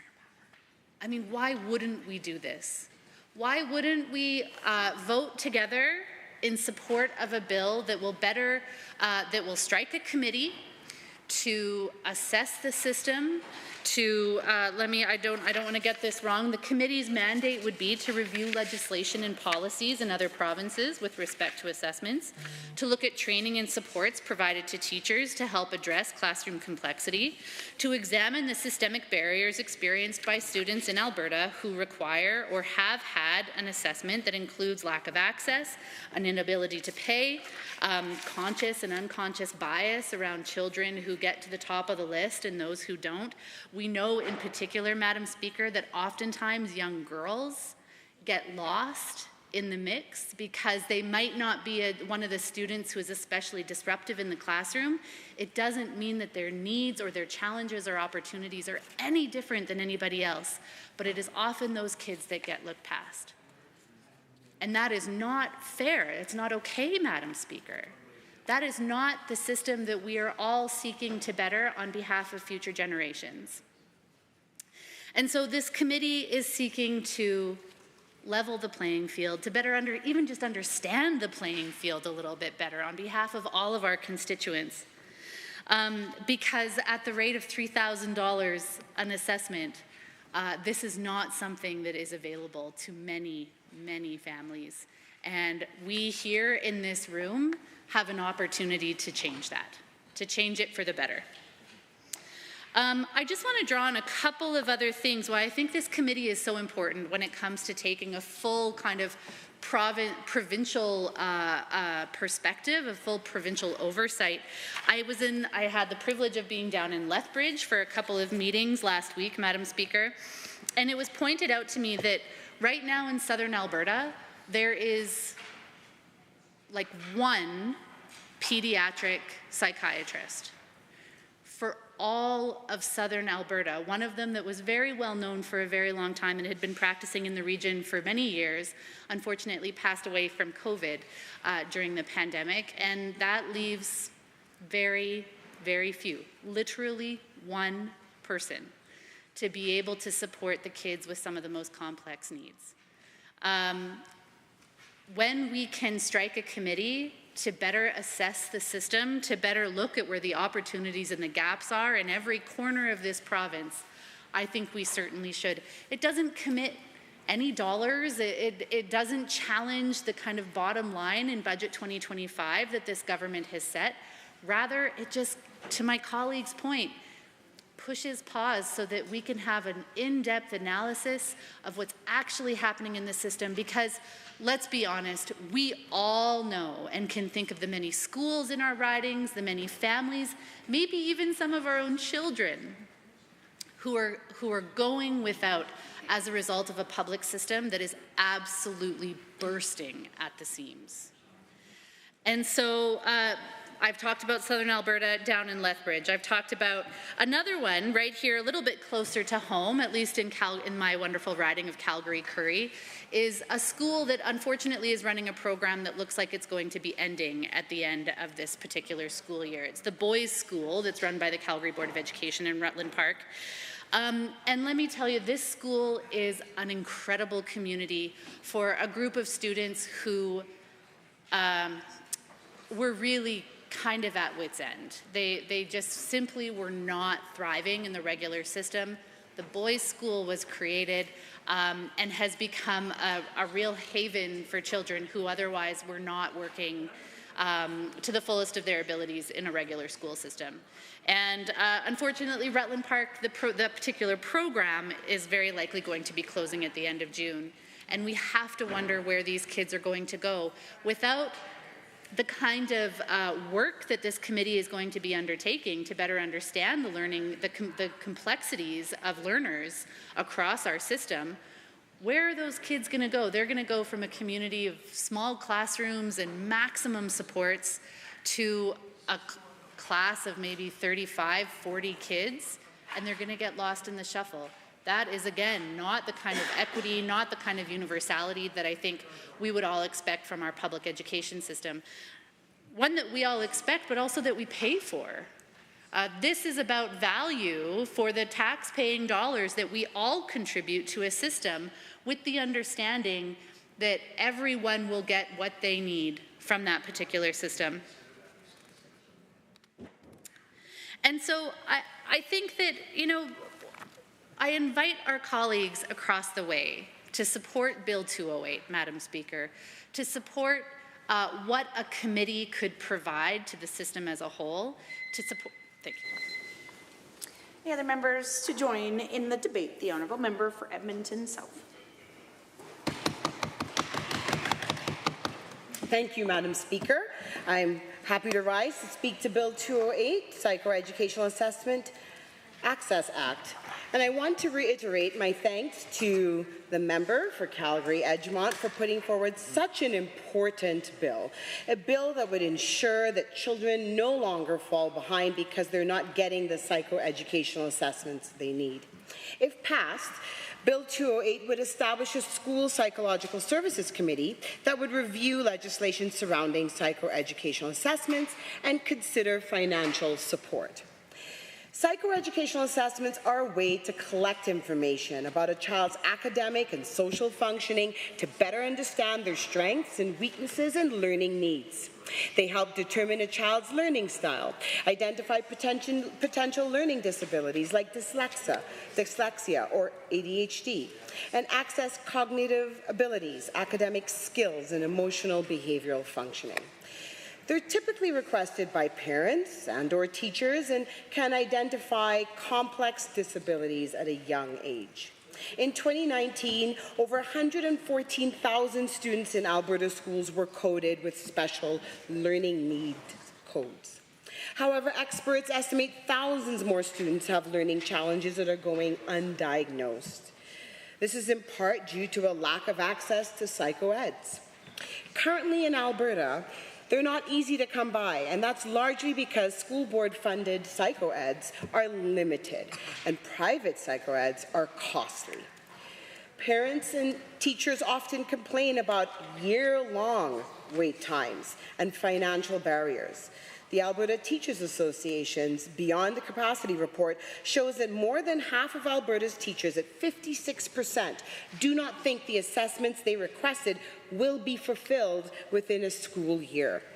Receiving a private assessment is not always covered by insurance. Average costs can be started at about $3,000 and can run as high as $5,000. We know that far too many kids are falling behind simply because they're not receiving a psychoeducational assessment. Every child has the right to learn in a safe, supportive environment where they can thrive and build confidence and build self-esteem. For children who need them, psych eds are critical to achieving this. These assessments offer explanations for why a child may be struggling, as well as an individualized recommendations to optimize learning, a critical step towards ensuring that students at all levels can succeed. Moreover, research shows that early intervention is key to ensuring that students and families get the supports they need in place to address learning challenges early. And that's because these assessments provide insights for families into how their child's brain works, allowing them to get a fuller picture on how they problem solve, approach tasks, and view new experiences. Without awareness, early identification, and robust intervention, the outcomes for individuals with learning disabilities are bleak. The Canadian Survey on Disability found that of those with a learning disability, 33% reported not completing high school, and a much higher dropout rate than those without any learning disabilities at 13.1%. And even when these students do graduate, Emerging adults with learning challenges tend to leave high school unprepared to face post-school environments. Few attend post-secondary training, with less than 21% pursuing a 4-year degree. And those who don't pursue post-secondary education experience lower rates of degree completion, impacting their overall employability. Consequently, individuals with learning disabilities are twice as likely to remain unemployed compared to the general population. So having access to psychoeducational assessments is not just about ensuring that students can hit their learning outcomes. It's about making sure that students end up being employable. It decreases financial barriers. It increases access to specialized educational supports, which improves academic, mental health, and employment outcomes. In turn, all of this lessens the strain on our education, our health care, our justice systems, while allowing diagnosed individuals to more fully participate in all aspects of their relationships, workplace, and communities in the future. And for parents who just want the best for their children as they go through their education, having answers and a plan so important to feeling like they're able to provide for their children and provide the tools they need. There is no doubt that watching your child struggle in school can be super stressful and overwhelming for any parent. But right now, many children in need of psychoeducational assessment in Alberta schools are triaged, meaning assessments often go to the most disruptive children or children exhibiting the most overt challenges. Our education system is bursting at the seams, and that's largely due to the massive cuts made by this UCP government over the past 6 years. Alberta currently has the lowest per-student funding in the country. For the 4th year in a row, our province has landed squarely at the bottom of the national list for per-student funding, and the gap between Alberta and the national average continues to grow.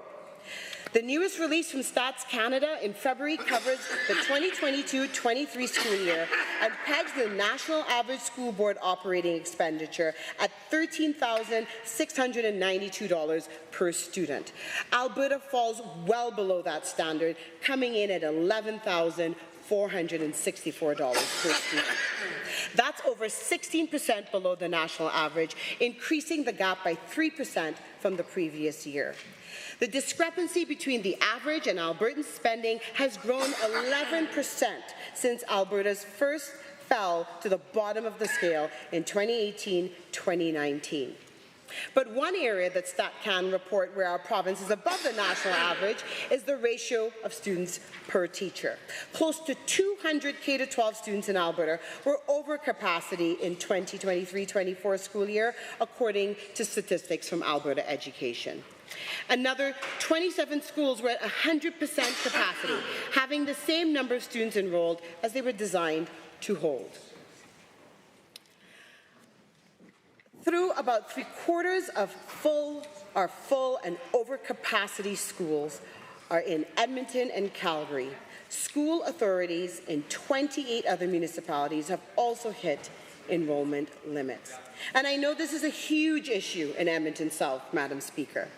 Young children, some only in kindergarten, are being told they need to commute 20 to 25 kilometers round trip for school because not only is their catchment school full, all of the surrounding schools are full as well. No funding is provided to expand existing capacity to K-9 schools in Edmonton South, which are bursting at the seams. No funding for modular school classrooms or pods, which would significantly benefit young students. Just recently, I heard a quote from a parent who told me, quote, "Despite the presence of several kindergarten schools within a 5-minute radius, my 6-year-old daughter experiences a substantial commute leading to frequent tardiness. Our attempts to register for schools close by have been hindered by the indication that our address falls outside of the school zone and schools that are literally in our neighbourhood. Our child also has learning challenges, and this compounds the challenges to daily going back and forth to school and her success. And being non-Catholic, we do not qualify for the nearby Catholic school, and this leaves us to travel across town for classes, end quote. And this is not the first family in Edmonton South who has told me that they're considering leaving because there simply isn't a school nearby that is able to enroll their children. It shouldn't be this way, Madam Speaker. The chronic underfunding of public education in Alberta has created a crisis that can no longer be ignored, especially for students with special needs. Anything less is a serious disservice to children and families in our province. Madam Speaker, I encourage the members opposite to support Bill 208. It's an investment in our children. It's an investment in Alberta families. It's an investment in our province, and it's an investment in the future prosperity of all Albertans' lives. Thank you. Honourable members, just a reminder, if members would like to have conversations in this assembly, perhaps they could take it to the Peace Lounge to carry that in this chamber. I see the honourable member for Edmonton Riverview rising to speak. Yeah, thank you very much, Madam Speaker, and I'm pleased to add my voice to the debate for Bill 208, Psychoeducational Assessment Access Act by the MLA for Calgary Edgemont, and I want to begin by thanking her for bringing this forward. And I think that when all members of this House do support this legislation, it'll make a huge difference for Alberta children. And I'm not only saying that because of certainly having worked in the school system, not as a teacher, of course, but as a social worker. I know the need for this type of assessment. Sadly, there's many kids who, as the member from Edgemont, Calgary Edgemont, that's why she brought forward this legislation, is they don't have access to this. And if there's anything that we as legislators can do to actually create more opportunities, more access for students, I think that that is the best. So as I was saying, not only because of my professional background do I understand and support this legislation, but I also have a personal connection. And I have 3 sons, and they're all adults now for some time, but my youngest son, who many of you know in this legislature as a page, and now he is he works for Visitor Services in giving tours and things like that. Yes, I'm being heckled by my own people here. The MLA from Edmonton, Glenora, just said, and he's engaged, and that's true, just a couple weeks ago. And he's marrying another page. They met here working in the legislature. So Jessica Hermery, if anybody remembers her, very tall, blonde gal. So anyway, thank you, member from Edmonton Glenora. But yes, and I got Wade's permission to say this actually, because Wade is, well, it's been probably 15 years ago when he was in grade 5. He was in a French immersion program as his older siblings were, and you know, my older sons did fine and were able to manage both languages, and things went well. And Wade always struggled with that from kindergarten onward. And I remember talking to the teachers about that and saying, you know, it seems like he's not really getting it. He's not starting to read as much. And they said, no, that's just how French immersion is. Don't worry about it. There's a bit of a delay. And so year after year, I sort of was concerned that he wasn't grasping all the concepts, but, you know, I counted on the teachers to, you know, have expertise and understand that. But eventually it got much more difficult, and Wade was coming home and telling me, Mom, I'm stupid. I can't do this work. I don't understand it. And I would, of course, encourage him and try to sit him down and get him to focus. And he was a difficult child to focus. He wasn't ever a behavioral problem. Oftentimes, these kids, if they sit quietly, you know, they're not going to be assessed. And Wade was one of those kids. He had lots of energy, but he didn't want to, you know, do anything disruptive in the classroom. And so sadly, he spent much time not getting it, not understanding what the teachers were saying in pretty much either language. And certainly my efforts to support him, to sort of master his homework and things, it was always very challenging to get him to focus. And he would, of course, at home, it's a little bit more of a relaxed environment. And he would act out a lot more and be mad and throw his books on the floor. And I'd be doing my best to support him. And I mean, I had some awareness of this, having been worked in schools and being a social worker, so I understand things about behavioral stuff. But each time I sort of brought it forward, it was like, there's a long list, there's no way, he's doing fine, you just have to be patient. And I guess it wasn't until grade 5 that this particular teacher was a mature teacher, and she had taught one of my older sons. And I said to her, you know, I don't think he's doing it. I think he needs some significant help. And she said, well, just let me see. I'll do an assessment of him in the first few weeks. And she knew my older son, and so she sort of, you know, there's sometimes similarities between children, but not always.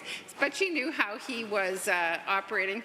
And so I said, okay, and I trusted her, and I waited. And then after a couple weeks, she said, you're right. He's not understanding it. He's missing a whole bunch, and he's, you know, below his grade level in many of the subjects. And I said, well, I'd like to, you know, him to be assessed then, and that we get him the support he needs. And I'm so grateful to that teacher, because unlike previous teachers who felt like there were so many other children in the queue before him, and because his behavior was not disruptive, there he was.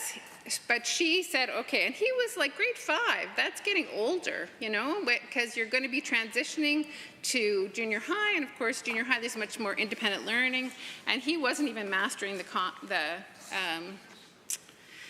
concepts and what he had to do in the elementary program.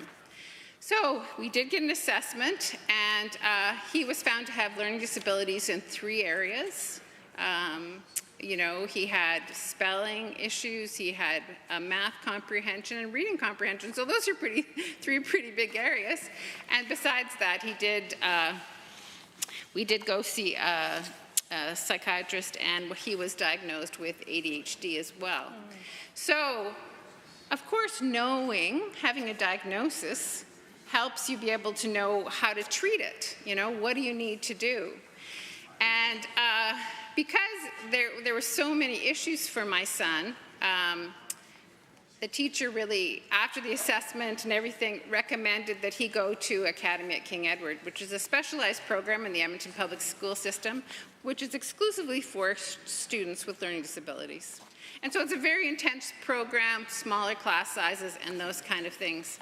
And so that's what he did. He ended up there, and he went to that program, and he was given extensive support. And all of that opened up to him because of that psychoeducational assessment. Yes. And so that changed everything for him.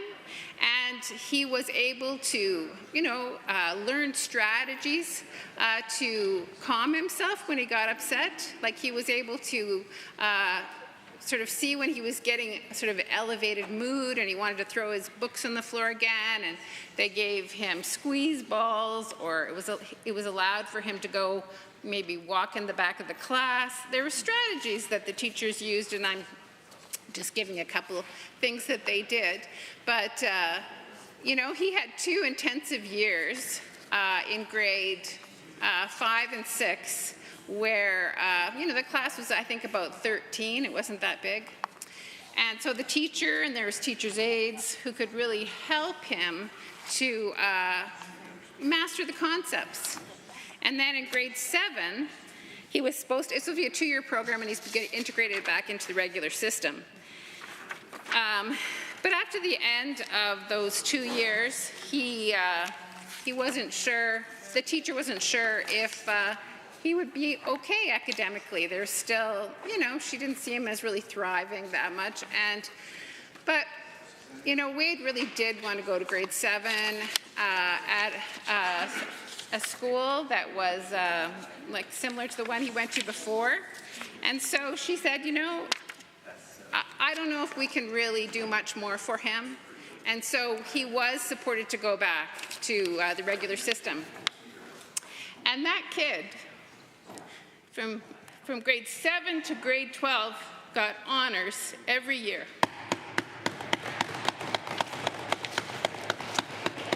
And like, it took a lot of work. I mean, my older son sort of could just do things and get good marks. But Wade worked. He worked hard, and he took time to study, and he had a lot of discipline, and all of that he learned in that program at Academy in King Edward. And so it's so vital that parents and children have access to these programs, because without that, you know, I know that Wade's life would have been much different. He, you know, he really was developing a concept of himself as being... Honourable members, I have about 5 minutes remaining before we move to close debate here. The Honourable Member for Edmonton Highlands Norwood. Thank you, Madam Speaker. Just really is an honour to be here. I'm thinking about this Bill 208, Psychoeducational Assessment Access Act, and thinking a lot about education support workers in particular. And you know, frequent watchers of the legislature, which I know there are at least 2, know that particularly, maybe 10, you're right, particularly during the pandemic, I would often rise and just give a shout out to workers on the front lines. And so as I rise to this bill, I want to give another shout out to the incredible education workers across this province who we know do so much for our kids every single day for so little. And you know, I very much appreciate my colleague from Calgary Edgemont for putting this bill forward. I would never refer to her presence or absence, but I am looking at her right now, so I don't know how that works. But I'm new here. Okay, the chair's not sure either. But she obviously has a lot of you know, insider knowledge, having worked on the front lines as an education support worker. And so thank you for putting this forward. And I sure hope that the members opposite, despite their unwillingness to engage in debate, I sure hope that they're willing to support this bill, because it is a critical one. And also our colleague from Calgary Beddington, who is our education critic, she spoke to this in a previous session as well, and I really appreciated her words. And I mean, I could talk about Calgary Curry and Edmonton Beverly Clairview, who of course was a teacher and administrator herself, and grateful for her comments. And in fact, fun fact, I remember visiting one of that member's classrooms many years ago when I was running for office, wasn't I?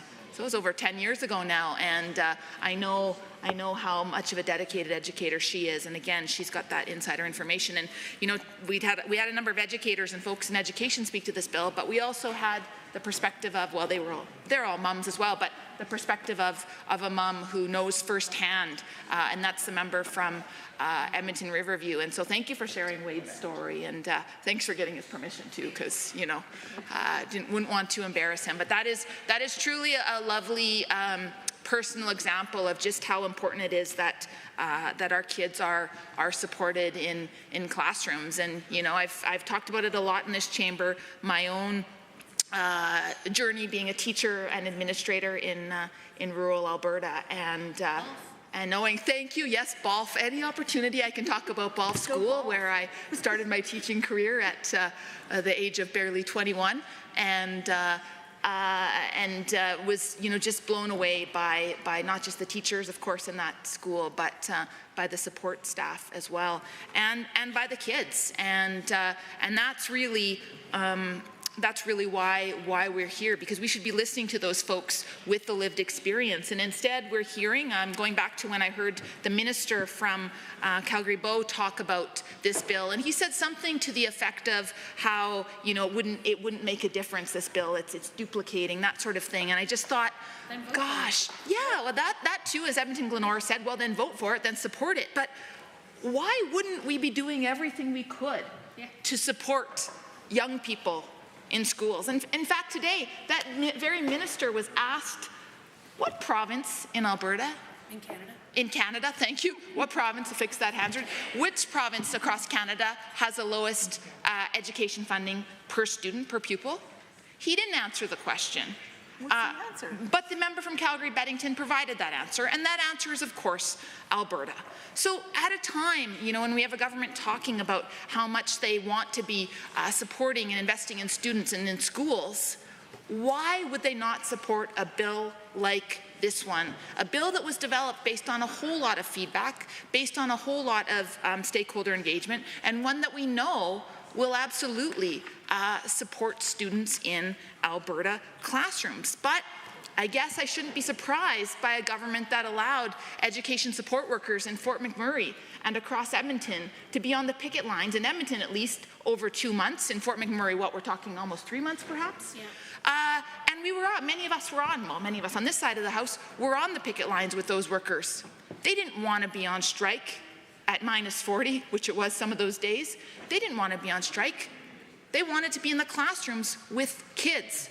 But they knew that if they took a stand, it would benefit all kids. Honourable members, it is now the time for the mover of the bill to close debate. The Honourable Member for Calgary-Edgemont. And thank you to all of my colleagues on the side of the House that have shared your personal experiences, whether it being a parent or a teacher. And I do wonder how many of us have been touched with knowing a child that's needed extra supports in schools, and how many of us can be grateful because we have, whether it be insurance to help cover that, and be able to pay for these very expensive bills. I'd received a very lovely letter from a constituent who shared her own experiences with me as to why she was supporting my bill, and it was a letter she had sent to the Minister of Education. She writes that she's writing to express my strong support for Bill 208. As an Albertan, I believe this bill is crucial for addressing the systematic gaps in our education system that leave many children, particularly girls, struggling and undiagnosed. My experience highlights the urgent need for changes that Bill 208 proposes. Throughout elementary school, my teachers recognized I was struggling, even without a formal diagnosis. While I received some assistance, such as scribes and occasional access to assistive technology, resources were limited. And due to the lack of an official diagnosis, I was placed at the bottom of a lengthy waiting list. It took nearly 3 years to finally receive an Alpha Smart device. A delay that significantly impacts my learning. And in most cases, with girls, my ADHD presented differently than the typical symptoms, resulting in my own struggles being overlooked. My teachers, while concerned, lacked the training and the time recommended for proper psychoeducational assessments. This delay in diagnosis had a profound impact on my mental health. The undiagnosed ADHD contributed significantly to my anxiety and depression I began experiencing, as I constantly felt like I was a failure, unable to perform tasks that seemed effortless to my peers. By the time I was 15, I was diagnosed with a collection of anxiety and panic disorders. My psychiatrist, while recognizing the signs of ADHD and learning disabilities, felt he couldn't confidently diagnose me due to the limited time we'd spent together. This highlights a critical issue. If a trained professional struggles to diagnose in a private setting, how can we expect teachers with minimal psychological training to identify these needs in classrooms of 30+ students? My psychiatrist recommended a further assessment for ADHD, dysgraphia, and other learning disabilities. But even with insurance, the cost was prohibitive to my family, for my family. Junior high and high school were a constant struggle. I felt hopeless, stupid, and different. These feelings exacerbated my anxiety, impacted my mood, sleep, and self-esteem. My mental health deteriorated at the point of hospitalization. The experience of being in the ER for 26 hours and then waiting another day for a bed in a psychiatric ward further exposed the underfunding and the strain on our healthcare system. Finally, after more evaluations and diagnosis, I received the proper medication and support. With this understanding and the right strategies, I began to thrive, significantly improving my anxiety, building confidence, and ultimately earning a BSc degree and on the Dean's List. My story, while ultimately positive, is one of a lucky one. Many women aren't diagnosed with ADHD until their 40s. The thought of what my life could have been if I'd received earlier is heartbreaking. I grieve the lost potential, the unnecessary struggles, and the years of self-doubt. I can only imagine that even greater hardships others endure. Children, especially girls, should not fall through the cracks of an underfunded and overburdened education system. Bill 208 represents a crucial step forward preventing stories like mine. It would provide the necessary resources and support the identify and address learning differences early, allowing children to reach their full potential. I urge everybody in the House to support Bill 208 and make a real difference in the lives of countless children. This bill is not political. This bill is not partisan. Its intention is to support Alberta students and our children. I am asking, the bill is asking for a school psychology service committee. It's to review what other provinces are doing and help improve our processes. It's to help train and support teachers to address classroom complexities. It's to look at the systematic barriers that Alberta students are experiencing, whether it's lack of funding for the assessments. It's please support the bill. It's for our kids. Yeah. Honourable members, the Honourable Member for Calgary Edgemont has moved second reading of Bill 208, the Psychoeducational Assessment Act 20. Does the Assembly agree to the motion for second reading? All those in favour, please say aye. Aye. Any opposed, please say no. No. That is defeated. A division has been called. Ring the bells.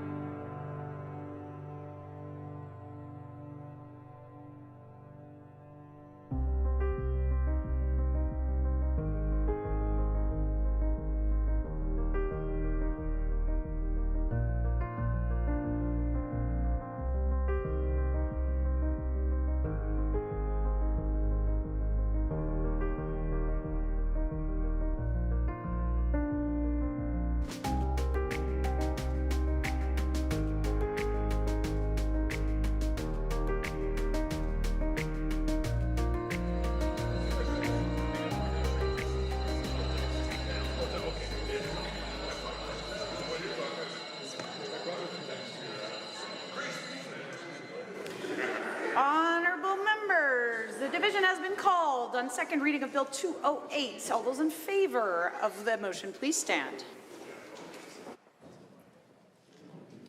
Ms. Algenade, Member Arkan-Paul, Honourable Member Hoffman, Member Callahoo Stonehouse, Ms. Sweet, Ms. Wright, Member Eremenko, Member Kayande, Member Hoyle, Member Batten, Ms. Hayter, Member Irwin, Ms. Renault, Member Beaupre, Mr. Diol, Dr. Metz.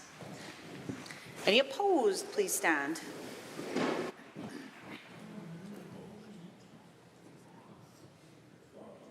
The Honourable Mr. Nicolaides, the Honourable Ms. Schultz, the Honourable Mr. Williams, the Honourable Mr. Glubish, the Honourable Minister LaGrange, the Honourable Mr. Horner, the Honourable Mr. Scow, the Honourable Mr. Ellis, the Honourable Mr. Amory, the Honourable Mr. Newdorf, the Honourable Mr. Lowen, the Honourable Mr. Wilson, the Honourable Mr. Dreesen, the Honourable Mr. Nixon, Mr. Wright, Mr. Rosewell, the Honourable Mr. Yassine, the Honourable Mr. McIver, the Honourable Ms. Furr, the Honourable Mr. Jones, the Honourable Mrs. Sawney, Mr. Getson, the Honourable Mr. Nally, the Honourable Mr. Long, the Honourable Mr. Hunter, Mr. Yao, Mr. Stephan, Mr. Van Dyken, the Honourable Mr. Guthrie, Mr. Sear, Mrs. Johnson, Mr. Wiebe, Mr. Boychenko, Mr. McDougall, Mrs. Petrovic, Mr. Lunty, Mr. Dick, the Honourable Ms. Armstrong-Homanack, Ms. DeYoung, Mr. Bouchard, Mr. Singh, Ms. Lovely.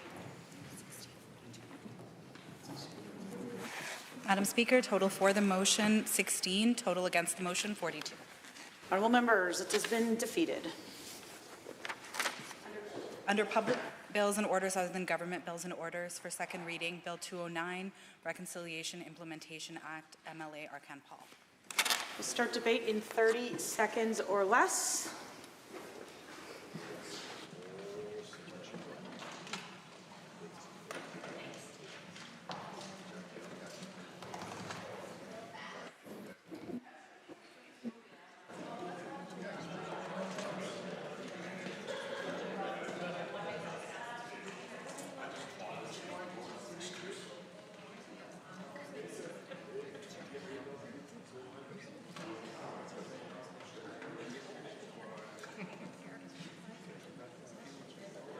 The Honourable Member for Edmonton West Henday.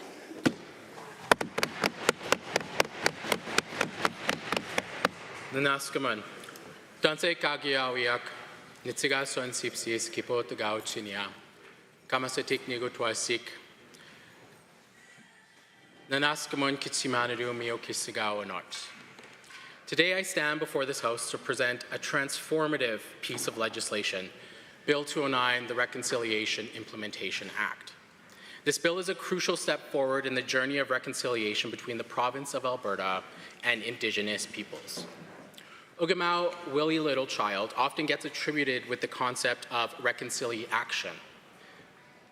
The spirit of this concept is, in my view, embedded in the Reconciliation Implementation Act. The context of this work begins with our people. Developing this bill, I traveled to every single treaty area to meet with leadership. I discussed what they would want to see this province do with reconciliation. I consulted deeply and meaningfully on my own to show that it can be done, that we have the means to be true partners as was intended when our ancestors came together on these lands, that as legislators, our job is to further this relationship now and into the future for the next 7 generations. Alberta is home to a diverse Indigenous population of just over 250,000 people. Our province contains 46 First Nations communities across 3 historic treaty territories, 6, 7, and 8. Alberta also includes Canada's largest and historic Métis settlement system, with 8 settlements spanning 1.25 million acres. The path to reconciliation has been challenging, and we must be honest about our progress. Recent findings from the Yellowhead Institute's 2023 report reveal that 81 of the 94 Truth and Reconciliation Commission's calls to actions remain unfulfilled. Even more concerning, 0 calls to action were completed in 2023, and the Yellowhead Institute halted their progress reports because it became disheartening to see year after year 0 calls to action being implemented across the country. In analyzing Alberta's progress, it is no different, Madam Speaker. Let's change that. In drafting this bill, I've looked at this province's progress, its own admissions of work that has been done, is underway, and its omissions, which signify work that has not yet been completed. And while the website would make it look like the province is leading the way, the heavy work remains incomplete. Despite only representing 6.5% of the provincial population, Indigenous youth are overrepresented as children in care at over 72%. In Edmonton alone, including in Edmonton West Henday, which is home to the Edmonton Institution for Women, over 72.3% of the inmates identify as Indigenous. Shame. Madam Speaker, the TRC calls to action numbers 1 and 30 respectively outline the province's responsibilities to reduce these numbers. In regards to reducing the amount of Indigenous peoples incarcerated, the TRC recommend the provinces do this in 10 years. Well, Madam Speaker, this year marks that benchmark, and look where we are at. The numbers of my people incarcerated are staggering. Sadly, since the UCP took power, these numbers have gotten worse. And with no plan to turn this around, Bill 209 would offer this government the solutions to work with Indigenous nations to reverse these dismal numbers. I know there are members opposite who want to turn these numbers around. I urge them to look inward and consider whether they want to signal to Indigenous people in Alberta, their constituents, that they are committed to reconciliation. They have the chance to support truly transformational legislation today by passing Bill 209. While some provinces such as Manitoba and the Northwest Territories have taken legislative steps forward, Alberta has operated without a comprehensive provincial strategy until now, which is why I would urge this chamber to truly commit to reconciliation and pass the Reconciliation Implementation Act.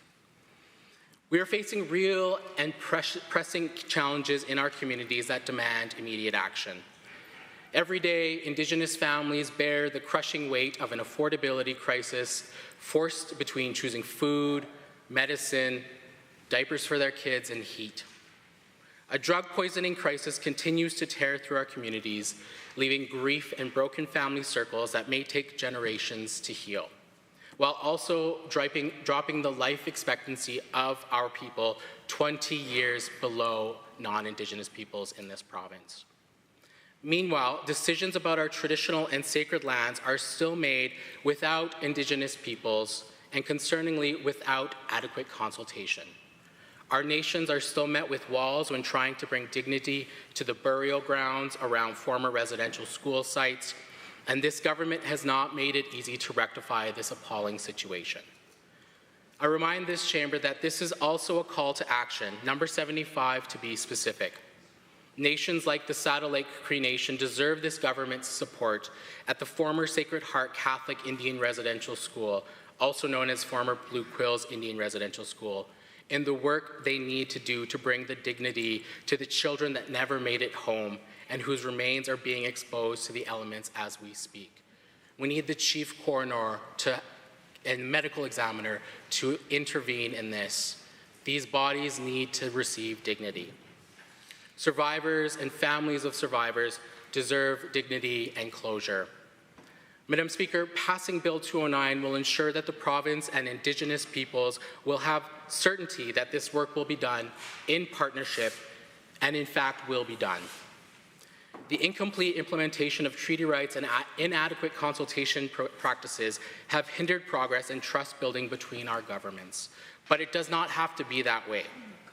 I've heard from countless Indigenous leaders in this province that current consultation framework in Alberta requires significant reform. Our existing policy has allowed Indigenous consultation processes to denigrate into rubber stamping exercises. More concerning is that many of these policies were developed without meaningful input with Indigenous peoples, and that adequacy is determined by the government itself, not Indigenous nations.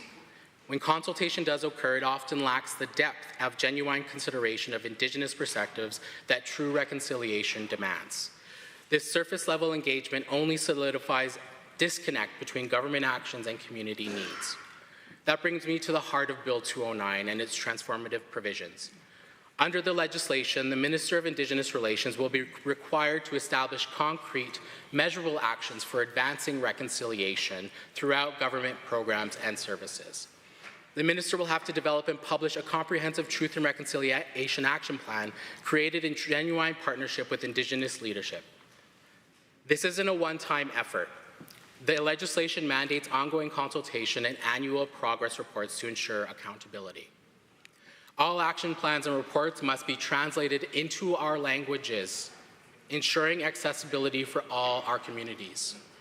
The Executive Council must also include reconciliation principles in every decision they make, fundamentally changing how our government operates. MLAs must also engage in meaningful consultation with Indigenous nations on any bills that affect Indigenous people or relate to the Truth and Reconciliation Commission's calls to action. The potential impact of this legislation cannot be overstated. For the first time, we will have a framework that demands real government accountability in a reconciliation effort, in true collaboration as treaty intended. Indigenous leadership will have a meaningful voice in decision-making processes that affect their communities, and treaty rights will receive better protection and respect under the law. Our consultation practices will be transformed to honor traditional processes and ways of knowing. Through the translation requirement, we acknowledge and support the vital importance of Indigenous languages in maintaining culture and identity. Perhaps most importantly, this bill creates a genuine opportunity for Indigenous nations to shape the reconciliation process in Alberta according to their own vision and needs. Looking ahead, our path is clear. We will actively engage in the consultation process for the action plan, ensuring all voices are heard and respected. If passed, the Government of Alberta will vigilantly monitor the implementation of this legislation and ensure the commitments have adequate follow-through in collaboration with First Nations and Métis governments. Ultimately, we are working toward a comprehensive provincial strategy for reconciliation that can serve as a model for other jurisdictions. Bill 209 represents more than just words on paper. It embodies this province's commitment to transformative change. Through careful consultation, respect for Indigenous ways of knowing, and clear accountability measures, we can create a framework that advances reconciliation in meaningful ways. Thank you, Madam Speaker.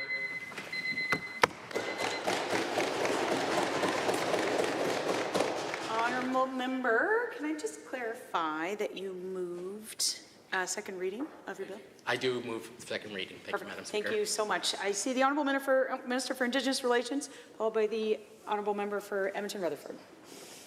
Thank you, Madam Speaker. Madam Speaker, the word reconciliation is used quite commonly across the country, and I can assure you the members opposite and I have personally made it a key priority, and for myself, along with my colleagues, for reconciliation to be a focal point across this government. On this side of the House, Madam Speaker, we take reconciliation very seriously. Alberta is leading the country on economic reconciliation, ensuring that Indigenous peoples remain at the forefront of discussions around energy projects, land and business development, tourism, and many others. We've made historical progress with the Alberta Indigenous Opportunities Corporation, or the AIOC, providing loan guarantees to Indigenous communities to ensure they can become equity partners in major projects in Alberta, across a wide variety of sectors including natural resource, agriculture, transportation, telecommunications, and tourism, with more on the horizon. Created in 2019 by this government, the first Crown corporation of its kind in Canada, the AOC has proven to be a game changer for Indigenous communities across the province, giving them the chance to become major partners in projects, which in turn creates generational revenue that flows back to the community, creating jobs and driving economic growth and sustainability. Since its creation, we have tripled the AOC's loan capacity from $1 billion to $3 billion. That's 3 times more than any other province similar programs, who have recently taken note of our incredible program and are modeling it after what we did in Alberta with the AOC. That is serious economic reconciliation, Madam Speaker. Job creation, participation in the economy, generational revenue, all directly benefiting Indigenous communities across Alberta. I'm extremely proud of the progress we've made with this program, but in reality, we're only getting started. With an expanded mandate and a capacity, the sky is truly the limit for the AOC. Another program that's seen incredible success under this government is the Alberta Business Investment Fund, or what I call ABIF. This program provides grants up to $750,000 to Indigenous community-owned businesses to help create more jobs and improve socio-economic outcomes for communities supporting the capital costs of economic development projects. This means helping communities construct new buildings and infrastructure and purchase necessary equipment needed to grow their businesses, hire more people, and contribute to their communities. Since launching, the ABIF has supported 109 community-owned businesses with more than $58 million in capital grants, and it's helped create more than 1,000 permanent jobs for Indigenous people in Alberta. That's why we increased the grants capacity to $10 million in 24-25 and continue this level of support this year through the budget 2025. With our suite of economic programs and initiatives, we've truly created pathways for Indigenous businesses and organizations to grow and move from one economic support to another. From initial funding through our Indigenous Reconciliation Initiative, which we call the IRI, to larger programs like ABIF and the AOC, there are more options than ever before that support meaningful reconciliation for Indigenous communities across the province. And I'm extremely proud of the work this government is doing. The other side of reconciliation that this government is taking meaningful action on is through cultural and social initiatives. These programs and initiatives have a lot of transformational meaning and impact for Indigenous peoples all across this province. One of the most important issues we're addressing is the crisis of missing murdered Indigenous women and girls and Two-Spirited Plus people. This is an ongoing tragedy that is affecting Indigenous people across the country, and this government recognizes how vitally important this work is and that it must continue. Alberta's government is working diligently to address and prevent violence against Indigenous women, girls, and Two-Spirited Plus people, and to increase their safety and economic security. Ministries across Alberta's government are collaborating with the Premier's Council on Missing Murdered Indigenous Women and Girls and Two-Spirited People, which is providing advice to help address that important issue. Members of the Premier's Council have lived experience as service providers and family members of missing murdered Indigenous women and Two-Spirited people. Appointees bring diverse First Nations, Métis, and Inuit perspectives from urban and rural communities across Alberta. I'm thrilled with the important work this council has done so far, and I look forward to a brighter future for Indigenous women and girls. Everyone in this province deserves to live a safe life from violence, and this work is helping to bring that to fruition. And as part of that, we implemented a Missing Murdered Indigenous Women and Girls roadmap, and that launched the Community Support Fund in 2023. And that's an external grant review committee. And we have elders and First Nations and Métis people to look at these grants. And it's, you can get up to $200,000 on that grant to do projects all across the province. It's really been a game changer for us. I also want to take a minute to highlight some of the incredible work this government has accomplished in relation to calls to action laid out by the Truth and Reconciliation Commission.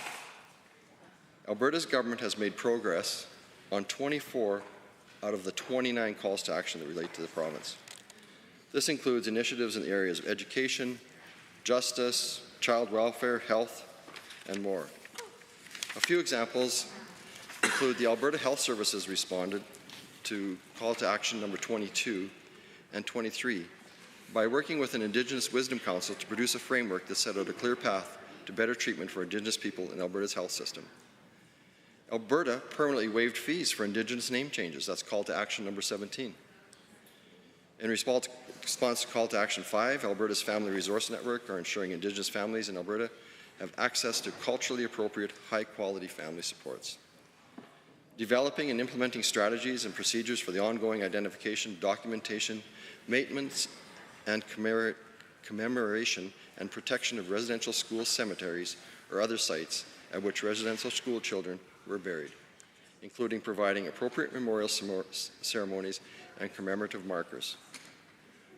We also provided $8 million to 43 Indigenous communities and organizations through the Residential Schools Community Research Grant to support Indigenous-led engagement and research into the documented and undocumented death and burials of Indigenous children at residential school sites across Alberta.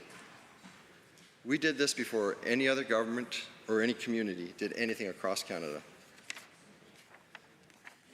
We're working in partnership with elders and Indigenous communities when we unveiled a reconciliation garden right on the legislation grounds here. Call to action number 82. Educating the public service on Indigenous histories, experiences, and cultures, and the legacy of residential schools. Call to action number 57. We launched the Indigenous Knowledge Keepers Circle, which provides opportunities for Alberta Public Service members to meet with elders, to learn about teachings connected to various Indigenous cultures. Call to action number 57.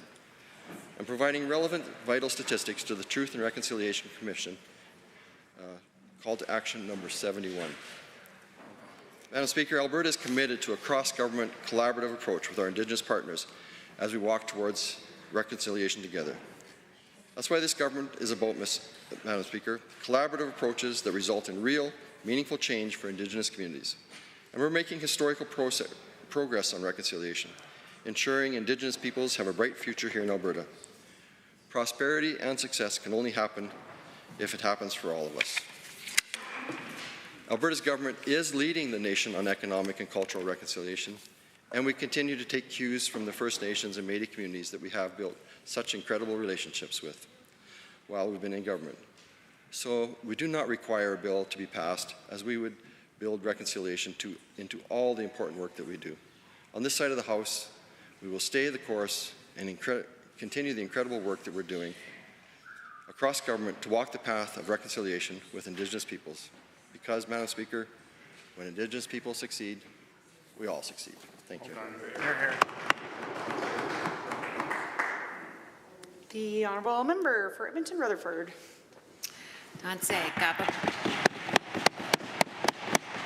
Gapabamas Gamganakasquan at Sigasun, Otsinia, Michelle First Nation. Nanaskamon, Gisimanatu, Miogisagao, Hai Nanaskamon, the Beak, Kisik, Ski. I want to give thanks and acknowledge the land, the water. Ahina Naskaman member for West Henday, for your good mind, your good body, your good heart, and for breathing life into this bill and into this work. Nanaskaman, Madam Speaker, for the opportunity to speak to this immensely important bill. I want to show my appreciation that in general terms, the Government of Alberta has yet another opportunity symbolically and practically to do the right thing by Indigenous peoples for us, the Indigenous peoples of Treaty 6, Treaty 7, and Treaty 8. I acknowledge that making gains on reconciliation is interconnected according to the Nehiyaw worldview. This is about all of us and how we move forward in a good way together as relatives, as treaty intended us to do so. I want to give thanks to the Truth and Reconciliation Commissioners for the gift that they have given each and every one of us with their commitment to the unraveling and complex and devastating history upon Indigenous peoples that has had generational impacts. Their work is a gift to all of us.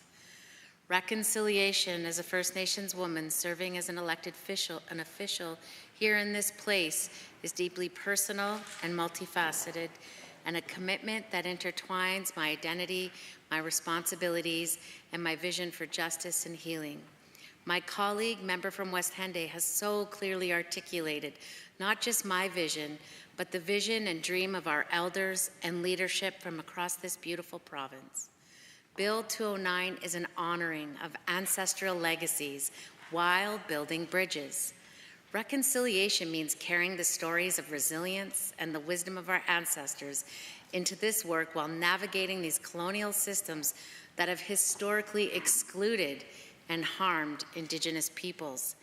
It is about being a bridge between the worlds, advocating for First Nation sovereignty within these institutions that once sought to erase us. Knowledge transmission, our pedagogical approaches are rooted in our stories, songs, berry picking, harvesting, medicines, and hunting. My daughter's a hide scraple in these traditional ways, especially in Nehiyaw, teach us good behavior, intentionality, showing us how to cross stitch or make a bannock and flip it at the right time. It's not just about telling someone, it's about showing. Because sometimes when you tell a little one that they're not ready to understand, they'll get impatient and obstinate, We don't want impatience. We want absorption. We want a deeper learning. We want development. It may feel like to the members opposite, Mr. Speaker, Madam Speaker, Bill 209, the Reconciliation Implementation Act, is functionally a First Nations MLA telling the government that they must implement reconciliation, but that if it's read only one way, with hostility, then like when kids dig in their heels and what jacket they should wear on a blustery spring day, what I think is a really hopeful way to read this act is instead think of it as a gesture. My dear friend and colleague did it by bringing to bear his immense talent, training, wisdom, and finely tuned ear to code switch for the members opposite that which we as Indigenous peoples already know. Maybe if we show you, you'll understand. That may sound hopeful. I think it sounds thoughtful and extremely compassionate.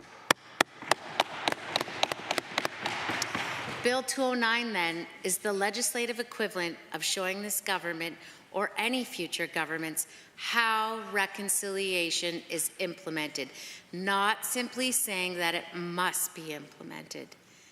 The gift of Bill 209, if passed, has a great potential to install safety nets, cover the intellectual blind spots of settler governments on Indigenous rights, and prevent reconciliation from being kicked down the road or worse, slipping through our collective fingers. Reconciliation in this province needs resuscitation. Bill 209 provides a life-saving breath of fresh air full of considerate checks and balances that all citizens expect a responsible government on accountability, transparency, and mutual respect, fashioned by an Indigenous MLA in deep consultation with Indigenous representative governments and laid out in a clear and accessible terms. Bill 209 continues to pay forward the gift of reconciliation that the Truth and Reconciliation Commissioners, in their infinite wisdom, give us back in 2015. A roadmap to a reconciled future where Indigenous and non-Indigenous people have put behind us the wrongs of the past and are instead forging ahead toward a mutually prosperous future. I would guess that this is one of the few times, if ever, that our seven sacred teachers have been written directly into provincial legislation before. Codifying our ways as a guiding framework or legislative implementation takes incredible vision, our teaching, which I think of and pray on continuously. Gitapameo, respect. Sokitituwin, courage. Sagituwin, love. Tapwewiwin, truth. Tapatesowin, humility. Giwaskatisuwin, honesty. Ananaseo, wisdom. The deployment of guiding teachings in implementing reconciliation is profoundly moving work with adept cultural nuance. I want to lay out how Bill 2009 does this. It starts with the call for truth, informing through dutiful consultation and understanding of Indigenous peoples, our peoples, hopes and aspirations for a well-lived life. Truth naturally leads to wisdom and an increased awareness by this government of the history and rights of Indigenous peoples as decided by the United Nations Declaration on the Rights of Indigenous Peoples as upheld by the Supreme Court of Canada and as enacted daily by First Nations, Métis and Inuit peoples who live and move through Alberta daily. In seeking that truth, Bill 209 then asked the government to lead with love and deepen their, and by extension of public's, appreciation for Indigenous languages, cultures, customs, and legal traditions. By starting with truth and love, that leads to courage, and the government having the conviction to commit to constructive action that will legitimately improve Indigenous and non-Indigenous relationships. The commitment is honest, then government will engage, and engagement will be purposeful. And if the engagement is respectful, then the government will seek to promote initiatives that advance reconciliation based on mutual recognition of the contributions of Indigenous peoples to this province. The hard work is doing so with humility. Bill 209 calls for the establishment of standards that advance reconciliation while providing oversight on legislative action that is public, timely, and transparent. It is easy to defend our teachings because they give us direction and give us the freedom to strive towards the full implementation of reconciliation with humility and respect. This requires setting out towards a goal with clarity and purpose. We do not sew our moccasins with the lights off. Bill 209 has high expectations because the teachings drive us forward with purpose. Reconciliation can only be implemented with a clear purpose and a reconciliation-focused vision that makes economic development, responsible land management, dutiful consultation, and mutually beneficial resource stewardship priorities. I try not to speak for all Indigenous peoples when I speak in this Assembly. I am Indigenous, yes, but I'm not all Indigenous people. We are a beautifully diverse group of languages, customs, traditions, and belief. We also have a colorful array of attitudes and anxieties. Although we may be unique in our worldviews, we are all pretty well united in the distrust of elected governments to act in our collective best interests. Remember, the residential schools may have been run by the churches, but it was funded by the governments, which means that all levels of government, as pointed out by the TRC Commissioner's 94 calls to action and final report, must meaningfully take up the work of reconciliation. And they must take it up with gusto, a spirit that is focused on building and striving for a reconciled future. Bill 209 gives this government the right tools for that work. Like any good tool, the TRC action plan is simple, effective, and efficient. We, as a government, have been thinking about reconciliation for over 10 years, and as a society for so much longer. So establishing a plan to implement all 94 calls to action under the authority is imperative. Thank you. Are there any others wishing to speak? I will recognize the member from St. Albert. Mr. Speaker, it's my pleasure to rise and speak to Bill 209, Reconciliation Implementation Act. And I think it wasn't lost on me, Mr. Speaker, that the two speakers from this side of the House were actually Indigenous. So the creator, the mover of this particular bill was Indigenous, and I think did an amazing job about talking about why this piece of legislation was so important, then only to be followed by another colleague who so eloquently added her voice to the first speaker's voice about why this was essential. It wasn't lost on me, Mr. Speaker, that it wasn't that long ago that this wouldn't have happened in this chamber. And it wasn't until we as a caucus or we as an organization and party set out to look at how we represented people in this place. And we looked at the fact that we needed to have diversity of our own members. And I think that we all spent some time thinking about what the best ways were to do that. And I think that we on this side of the House firmly believe that when you have different perspectives, different ages, different backgrounds, different ethnicities, different abilities, that you're going to get better legislation because you have all different points of view. And I think this particular piece of legislation speaks to that very well. It is my hope, Mr. Speaker, that one day, the next time that we see maybe an amendment to this bill, because this will naturally pass this place, I'm being a little presumptuous, but perhaps the next time that we see this, we'll also have a minister who's Indigenous that can stand up and speak to this legislation and talk about why that's important, because I think it's important. So again, my immense thanks to my colleague, the member for Edmonton West Henday, for bringing forward this important piece of legislation. What is really kind of alarming is that the other side, so the UCP, the government members, they put up the Minister of Indigenous Affairs to talk about some adjacent things that are also very, very important. So to address the violence, the extreme violence against women and girls, Indigenous women and girls. I mean, things aren't getting much better. There are so many other things he said that are important, but he almost sort of brought up those issues as a way to flick this piece of legislation away. And that really did bother me, Mr. Speaker, and it bothered me because this piece of legislation, I would suspect that if the minister actually wants to move his file forward and make things better, that this would be the perfect piece of legislation to do that. Yeah. But because it requires an all-of-government approach to ensuring that we're doing the important work of reconciliation. And I think it's clear, it's very clear, it's not a point of view, but it's very clear that this UCP government has failed to actively engage on reconciliation. So I think there is a number here, so I thank my colleague for spelling that out for us. So our tangible lack of progress on Truth and Reconciliation Commission's call to actions is demonstrable. So there are 81 that remain unfilled, with 0 completed in 2023. I know that's a bit, that's more than disappointing. That's actually shameful.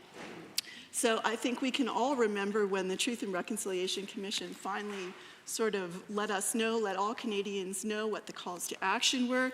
I felt like we were all pretty clear in this place that it was time to roll up our sleeves and get to work, because we all know that things are not going to get better here in this country for all of us until we start to systematically address and get to work and meet these recommendations. They're not just, they're must-haves. We have got to do this work, yet this government has completely failed. And instead we'll talk about, well, you know, there's a red dress hanging over there, or we've got this corporation that we started, which is all great. These are all great things. These are fabulous things, but that is not what we're talking about today. Yep. You are missing the point. The point is that this member is bringing forward a private member bill, didn't have to use his draw to do this, but he recognizes how incredibly important this is, to bring forward Bill 209, Reconciliation Implementation Act, to urge this government to get it together. Let's go. There is a lot of work to be done. Yep. And you're dragging your feet. Yeah, still they're dragging their feet, can't even look up. They can't even stand more people up, Mr. Chair, to debate this. So if in fact there is a real reason, other than they're too busy doing what, I'm not sure, if there is a real reason that they cannot implement this piece of legislation, I would actually really like to hear what that is, because they're too busy with the red dress, too busy with the corporation, too busy with other stuff. Let us know. Happy to hear it. Now, I'm going to focus a little bit on one particular area because it's an area that maybe I'm, a little bit more familiar. Can I just get a time check, Mr. Speaker? 5 minutes. 5 minutes. 2000 what? Oh, that was hilarious.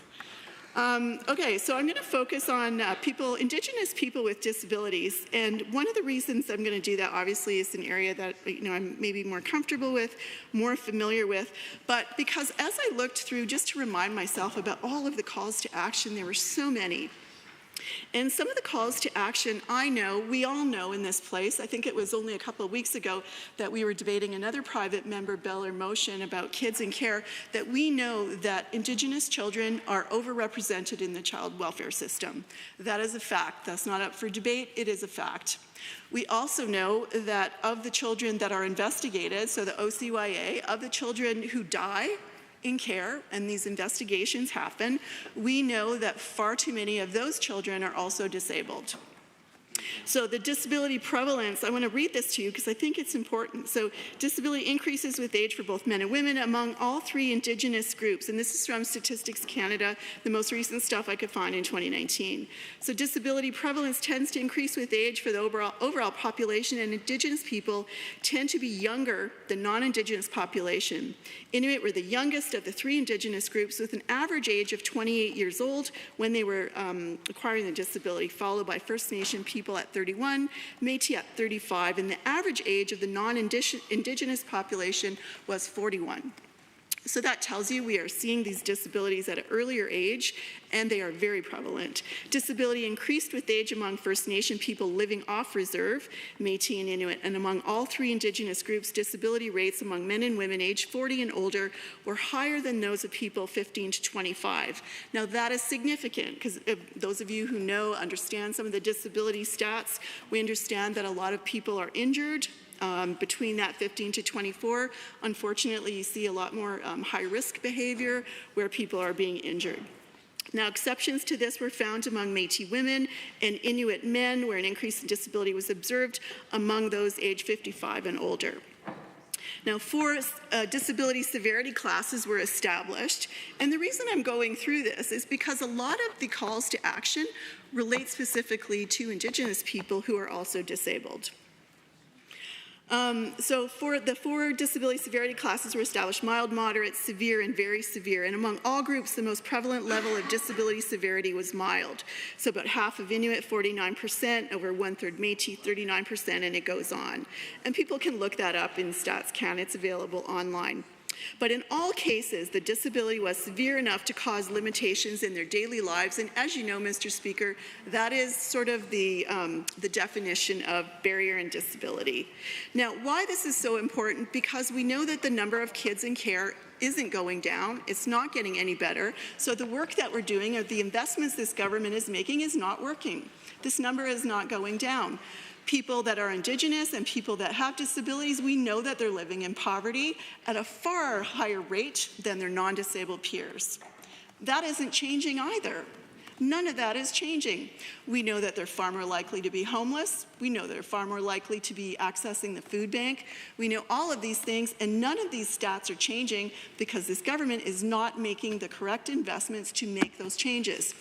I mean, we learned a lot over the last 10 years about systemic discrimination and racism and all of those things. And yet this government doesn't seem willing to recognize that fact and move towards getting rid of them, eliminating systemic racism. And I think that this particular bill from a private member who is also Indigenous would be an excellent first start if this government was truly interested in making progress.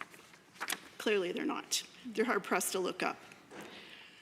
So why wouldn't this government pass this legislation that could actually assist with this instead of maybe lecturing us about the few little things they've done here and there that relate to the Indigenous ministry? Why not talk about the progress you're making towards reconciliation? Because that's very important, because we don't see much progress coming from this government, which is why we will be supporting this private member bill. Now, passing this legislation, and I think my colleague said it when he was first talking about it, would establish clear ministerial responsibilities for advancing reconciliation through government programs and services. Well done. Thank you. The member for Calgary-Acadia. Thank you, Mr. Speaker. So I rise today in support of the thoughtful private member's bill brought forward by my friend and the member from Edmonton West Henday. And I wanted, as someone on the other side reminded us not too long ago, the year is 2025. And so thinking about that, it's 2025. The calls to action was 17 years ago, 2008. Goodness, there are people in this room that may not know. Not quite. Anyway, okay. The minister made a comment about staying the course, Mr. Speaker. Well, I'm sorry, that is not the answer to this. Staying the course means we're going to continue to see these ridiculous numbers, these populations unsupported and really not even consulted. So you can't use the I didn't know excuse anymore. You know, I didn't learn about residential schools in school. Right? None of us did, I think, inside this space. We have all learned as adults as part of being Canadian and recognizing when harms have happened and how to correct them. So going back to this, Alberta apparently has no provincial strategy for reconciliation whatsoever. So the calls to action, so looking at, according to the government, Alberta has made some progress, which the minister has shared. However, there's no further information on that. Other provinces have made serious effort and are starting to see the fruits of their labor. If we look over to Manitoba, the Path to Reconciliation Act came into force back in 2016. And if you pay attention to what acts they're bringing through right now in the Manitoba legislature, it's all of these legislation that addresses the true cause and tries to work past where we've sat, right? Yes. So why aren't we seeing that here in Alberta? Why is it that Manitoba is so much more committed than we are? Now, today, the Office of the Child and Youth Advocate tabled a report. And I recognize that probably those inside the chamber haven't had a chance to read it, so let me just give you some highlights on what's in there. In the last 6 months, So investigations into severe injury and death for children or youth in care of the government or involved in the judicial system. Over 67% of the 6 lives lost, which are all we're now paying attention to now, Mr. Speaker, and I'll explain that in a minute because Bill 38 is a problem. 67% of the lives lost, Indigenous. And if memory serves, there's more than 70% of children in care identify as Indigenous. So yeah, no, we're not going to stay the course. This is not okay. So as I'd mentioned briefly there's a bill that's being debated in the House, Bill 38, Red Tape Reduction Statutes Amendment Act 2025, now in its second reading. It is trying to dilute and disempower the office of the Child and Youth Advocate, with massive changes like cutting off any investigations after 18. That is, of course, unless the advocate decides that maybe the 18 to 19-year-olds deserve a little attention too. Anyone over 20? No, we're not going to look at you. We're not going to look at the outcomes of our actions. We're not going to worry about consequences because, well, they don't really affect me, so that's cool. Or at least that's the feeling coming from this UCP government. So now I want to talk a little bit about, go back to that report, because stay the course is not the answer. What is happening is not working. So it would make sense to maybe change what we're doing. Let me just share a few stories of the lives that we've lost that have been mentioned inside this report that was released today. So Kenneth, 18-year-old, just turned 18. He was in the Transition to Adulthood program, and he died from drug poisoning. Now, I wanted to look into this a little bit because, of course, when we see these stories, they tell us about the entire experience of that child, or at least the amount that we know about it. So what we knew about Kenneth is that in his early years, he was an above-average student. He had some behavioral issues, but he loved school. There was even a psychoeducational assessment that was asked for him, but never delivered. You know, something like a private member's bill that would bring that for all children would be certainly helpful. Kenneth later ended up, so he was supposed to go to PCHAT, right? There was no room. Shocking. There was no room in the shelters. Shocking. And so Kenneth passed away.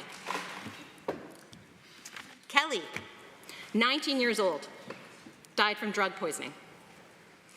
As a young First Nation child, she was artistic and had a great sense of humor. But when she was born, she was in drug withdrawal. And so she spent some time in the neonatal intensive care unit. And everyone in this room has heard me talk about my time inside there and working with these families as they go through withdrawal. And a baby withdrawing is really quite something to experience. It really is. It truly is something that obviously none of us want for any child. And of course, if we had prenatal care in Alberta that actually could serve this population, this child wouldn't have been born that way. And then when we look at, and a little bit, I know I always like to give a little science lesson in here, but exposure to drugs early in life, especially in utero, can lead to lifelong usage. That's what the research is telling us. So why are we risking these children by not providing prenatal care? Further, Kelly was assumed, as she was not, or they were not diagnosed completely, of having fetal alcohol syndrome disorder. And I described that a number of weeks ago inside this house. It is 100% preventable, and all it takes is education. And as I said, I found it really sad that in 2025, I'm seeing the same posters up in bathrooms telling women not to drink. It's 2025. That is a failure of our education. That's a failure of this government. Cleo, 12 months old. And she died from cardiac arrest due to pneumonia. Now, I don't know if any other member here has had pneumonia, but it's pretty freaking terrible, and it's even worse when it's in a 12-month-old. It's pretty obvious when they're sick. Well, unfortunately, it wasn't noticed that she was this sick, and she ended up passing away from meningitis.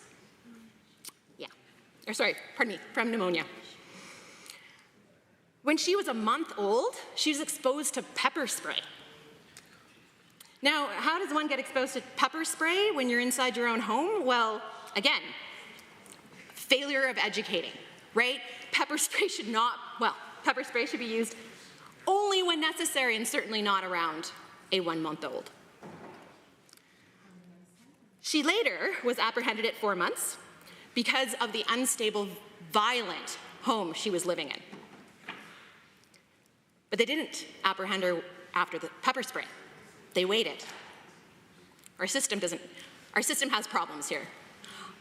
And in my last little bit, I want to share that everyone should read the report that came out today and should all vote for this bill. Thank you. The time for consideration of this item of business has concluded. Under motions other than government motions, motion other than government motion 521, Honourable Ms. Hoffman. The Honourable Member for Edmonton, Glenora. Thank you very much, Mr. Speaker. And I am speaking to motion which is in the order paper, but I am going to read it for everybody's familiarity at home. Be it resolved that the Legislative Assembly urge the government to take all necessary steps to A, commence a public inquiry in accordance with Section 2 of the Public Inquiries Act into recent allegations of improper procurement contracts entered into by Alberta Health Services, including with respect to chartered surgical facilities, and B, appoint at least one commissioner who is a judge of the Court of Appeal, the Court of King's Bench, or the Court of Justice in Alberta, and C, declare that Section 7 of the Public Inquiries Act applies with respect to the public inquiry.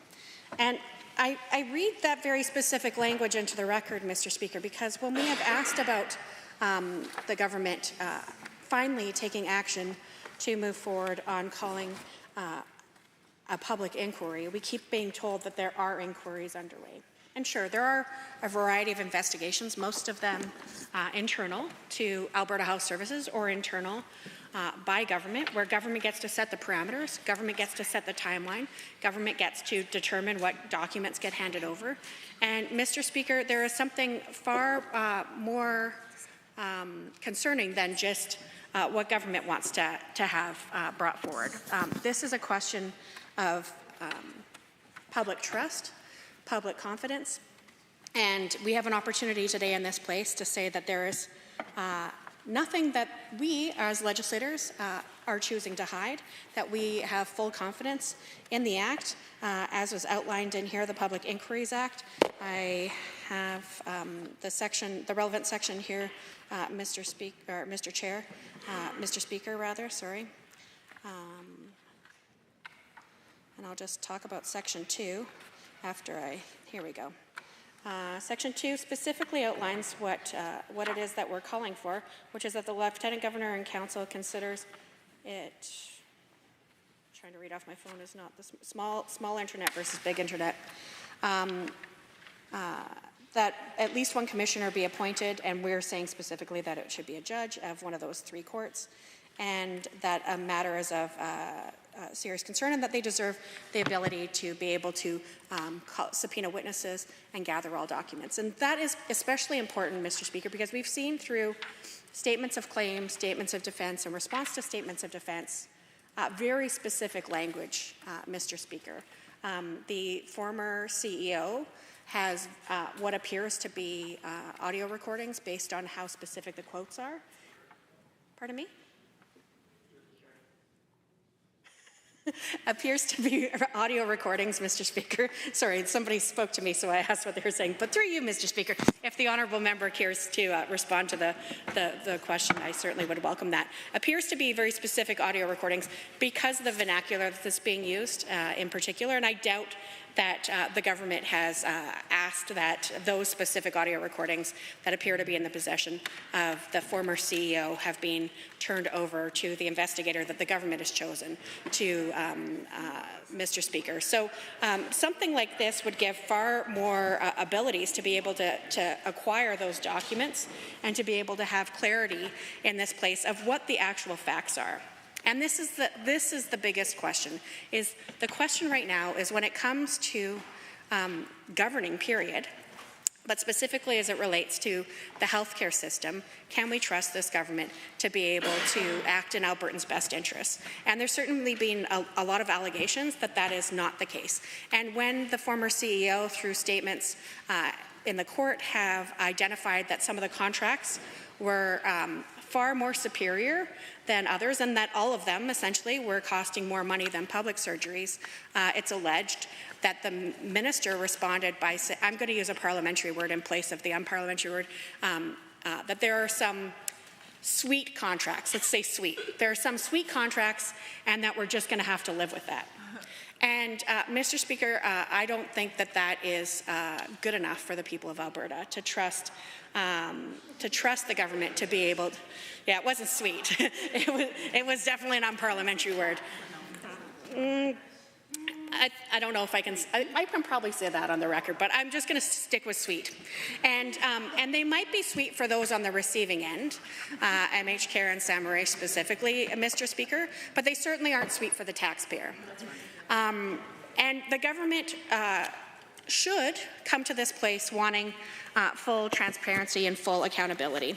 I'm going to read one other thing here. It is a letter from February 25th of this year. It says, in recent months, I voiced concerns regarding the Government of Alberta's procurement practices across all departments, far more sweeping than what the Minister of Justice has put parameters through the Premier's office around this investigation, all departments.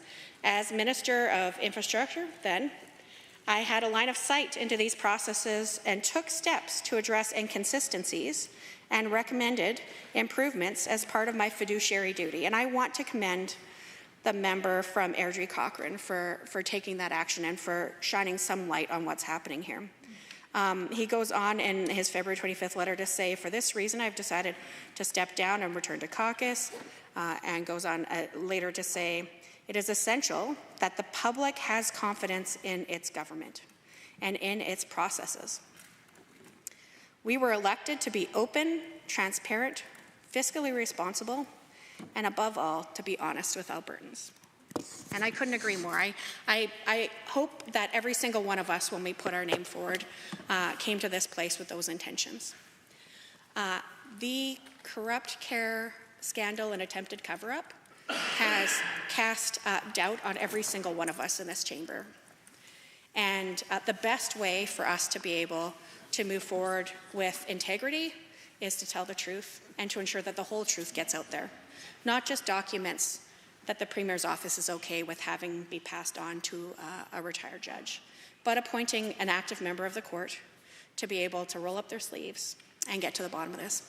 Because as that letter says, this isn't just about AHS.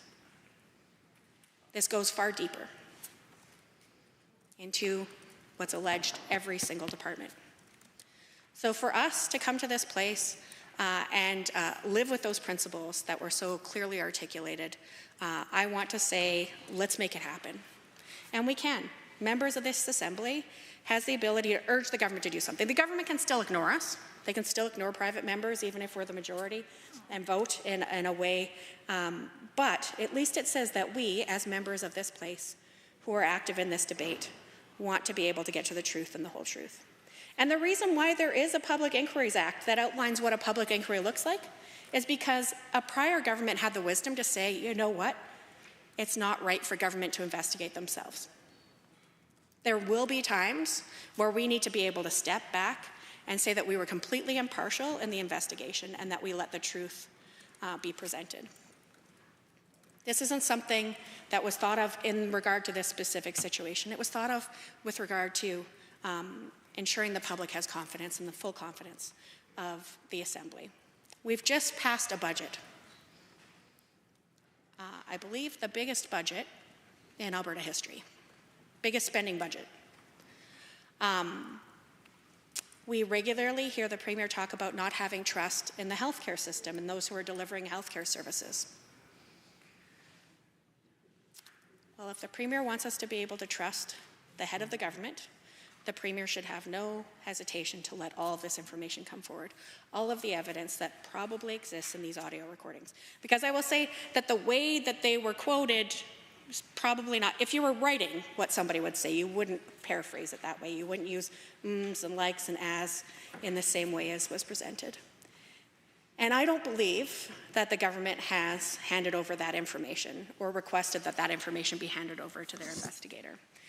The government has a very slim focus. They want to know, is AHS doing what government asked them to do? And the people deserve to know, is the government acting with integrity? Is the government telling the truth? Is the government being open and transparent? And it's very simple. We have the ability here to say that we have nothing to hide, that we aren't going to stay focused on corruption, that we're going to move forward with openness and honesty. I want to commend my colleagues from Airdrie Cochrane, Lesser Slave Lake, and my colleagues within the NDP caucus for the courage that they've shown to date on this file. This is something that I think speaks to the heart of what it is that we were elected to do, to provide essential public services, healthcare, education, clean air, safe environment, and to make sure that we all can live in this province with confidence that our government cares about us and is focused on our needs, not corruption. Thank you. Thank you. I will recognize the Minister of Justice. Thank you very much, Mr. Speaker. I simply rise to make a motion to request unanimous consent for the Assembly to move to 1-minute bells for the remainder of the afternoon sitting. Having heard the motion for unanimous consent, I will ask one question. Are there any opposed to the motion as presented by the Minister of Justice? Hearing none, that motion is carried. Returning to the motion on the table, 521, motion 521, are there any other speakers wishing to speak? The member for Calgary Varsity. Thank you very much, Mr. Speaker. I rise today to speak in support of motion 521, which calls for a public inquiry according to Section 2 of the Public Inquiries Act. Albertans deserve full transparency on what has been going on within this government with regards to the corrupt care scandal. We need to know what has happened with regards to contracting out, with regards to are there kickbacks to the contractors or who was involved from this government in the ministries and in AHS with regards to the whole story. If there's nothing to hide, there should be no reason to run away from this corrupt care scandal. The separate sham investigations that are going on are all limited in scope and will take one little picture of what the process is. It's like the blind men trying to identify an elephant by someone feeling the tail, someone feeling the ears, and thinking that this is going to give you some transparency around what has been happening.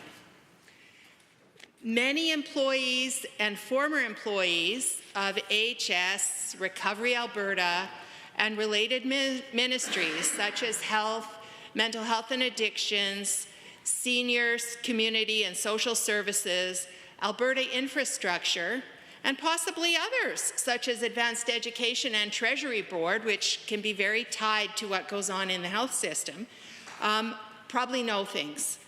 We know many of them know things, but they all have non-disclosure agreements.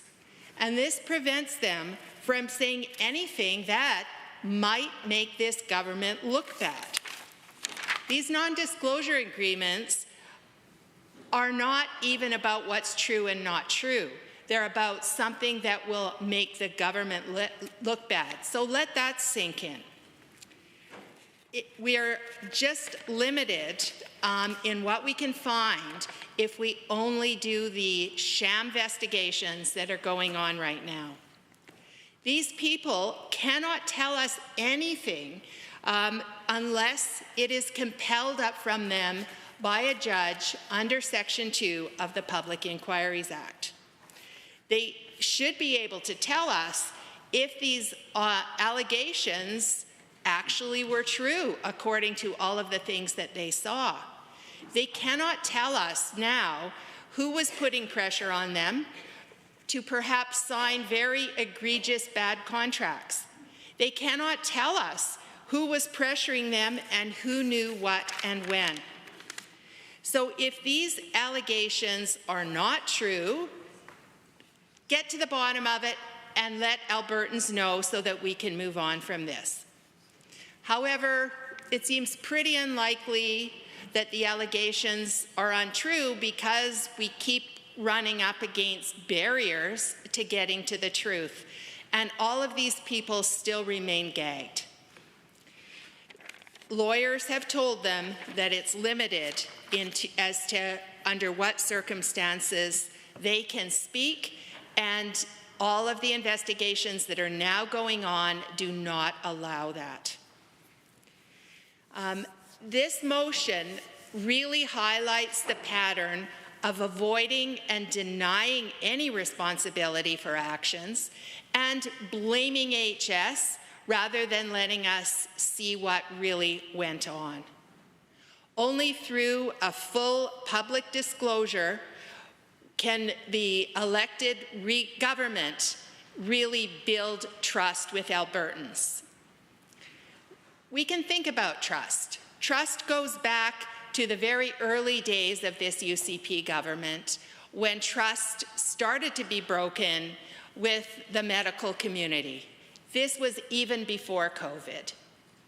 We need to get back to where we can start rebuilding that so that we have people willing to even work for this government, as there are still many roles that we just cannot fill because of that feeling of both mistrust and knowing that the role as a professional is just going to force them to just do what the government is telling them to do.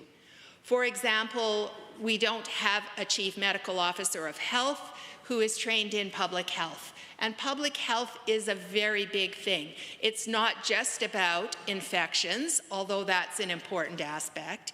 It's about a lot of knowledge of immunizations and good programs to lead them, which is part of public health, not about infectious disease, for example.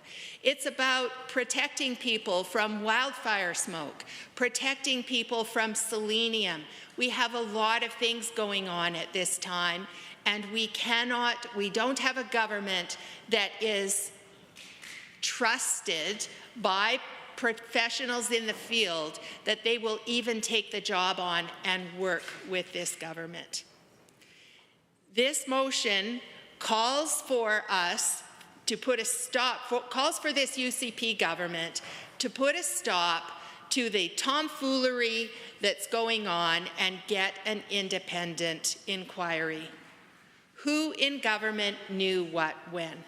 Who in the ministries knew what when? Who was told they needed to sign these contracts, and who was putting the pressure on them, and what did they know about whether these were appropriate or not? The members of the UCP who are not in cabinet, I'm sure, also want to know this, because it is making us all look bad. It is making anyone who's a politician look bad at this time, and we all need this cleared up.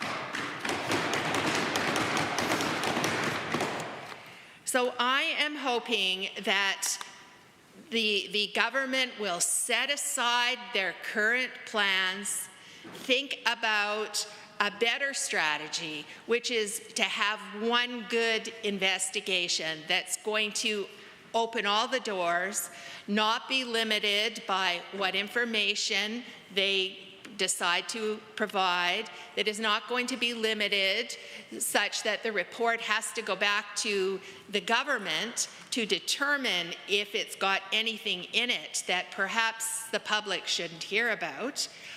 We need to hear, and we need all of these people to be able to speak to it. We want to know what happened about the purchase of the Tylenol. As soon as that came out, myself and anyone who had done any work in drug development knew that this was a ridiculous idea and it was never going to happen in the timeline that was needed. We've seen now that indeed those recommendations, that information was provided before there was a decision to go ahead with the purchase of an enormous amount of Tylenol, or acetaminophen, really, that was far more than could ever be used, and that there were many processes that had to be undertaken for it to be allowed to come into the country, and that no matter how fast those move along, it's going to still take too long when the processes to get Tylenol that was needed were already well underway and would be much faster. Why did we spend all this money? Why did we agree to purchase such huge amounts that would never be needed and could not be used? We need to understand where the money goes. Follow the money. Where did it go? What were all of these agreements? We also need to understand more about what was happening with the storage of the PPE. 600 million or more for defective PPE and health supplies. What's going on here and why are we still paying for this? We need a full public inquiry to understand all of these issues. We have been going forward with this, we've been asking for this, and all we're hearing back is, well, we have this investigation, but then of course it has limits. We're hearing this investigation, but it has limits. And so in conclusion, I say, please bring us forward full public inquiry. Thank you. The member for Edmonton Centre. I appreciate the opportunity to speak to private members motion 521 calling for a public inquiry into the corrupt care scandal. Now, Mr. Speaker, we hear the Premier, we hear the Minister of Health, we hear them try to tell us that this is just a small thing.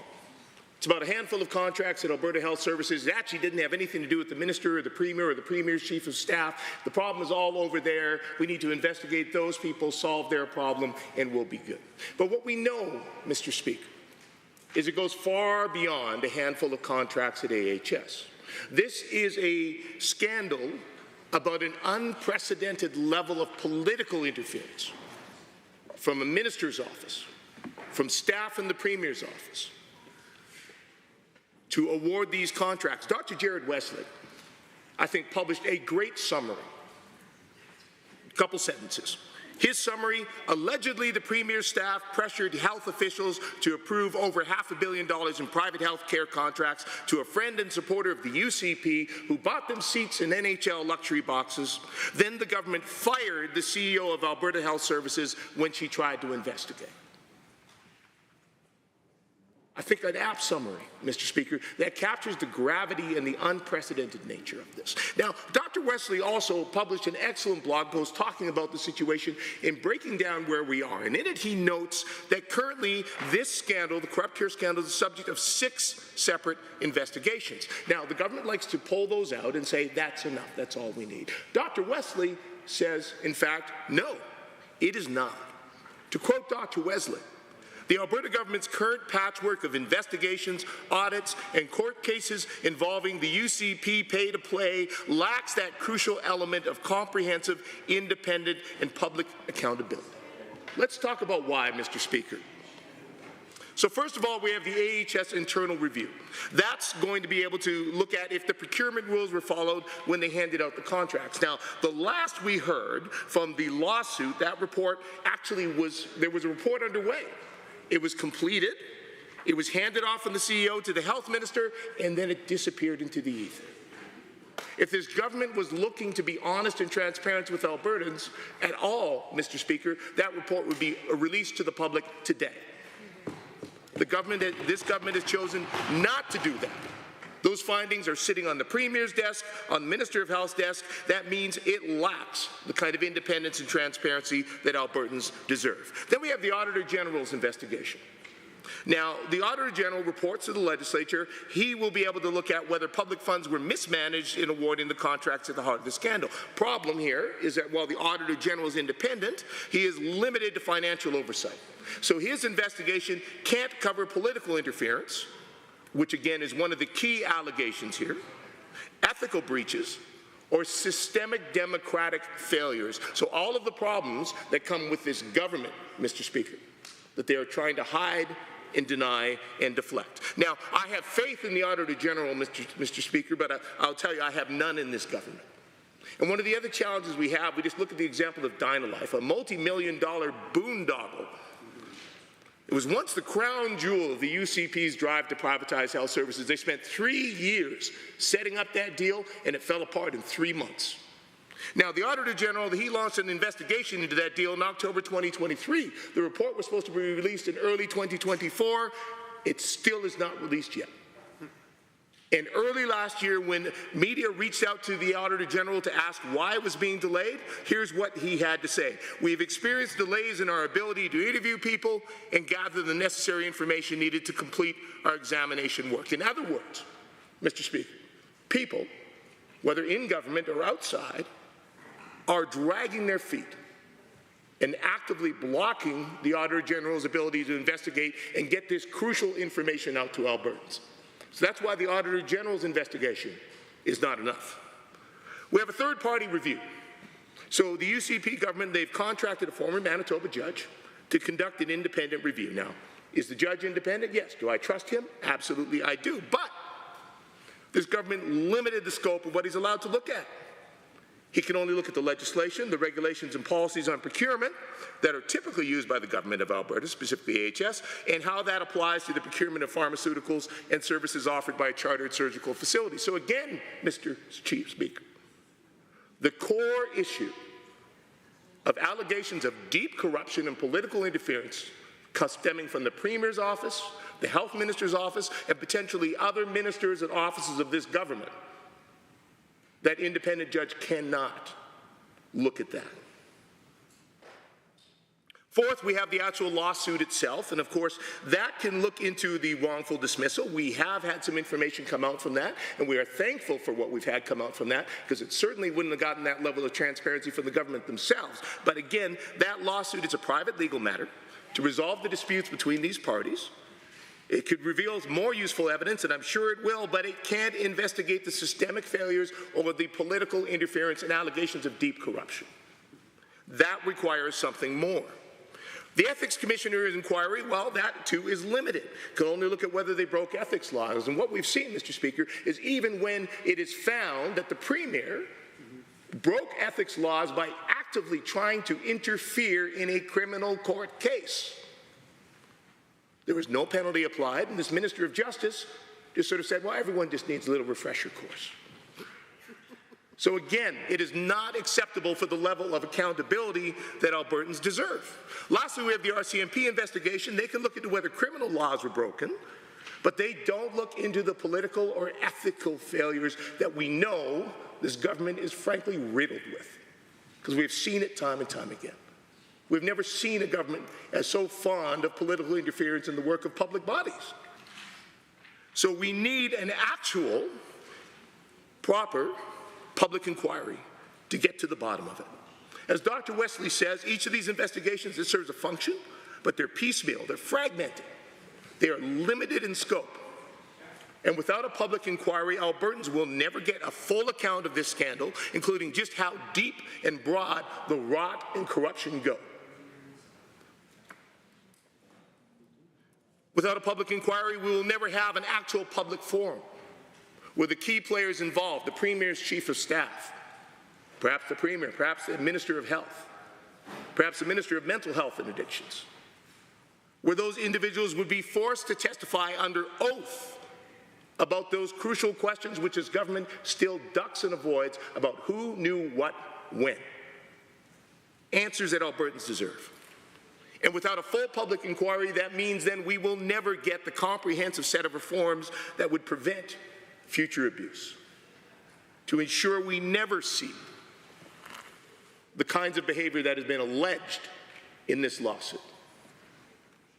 Now, Dr. Wesley also talks about a great example. He talks about the sponsorship scandal.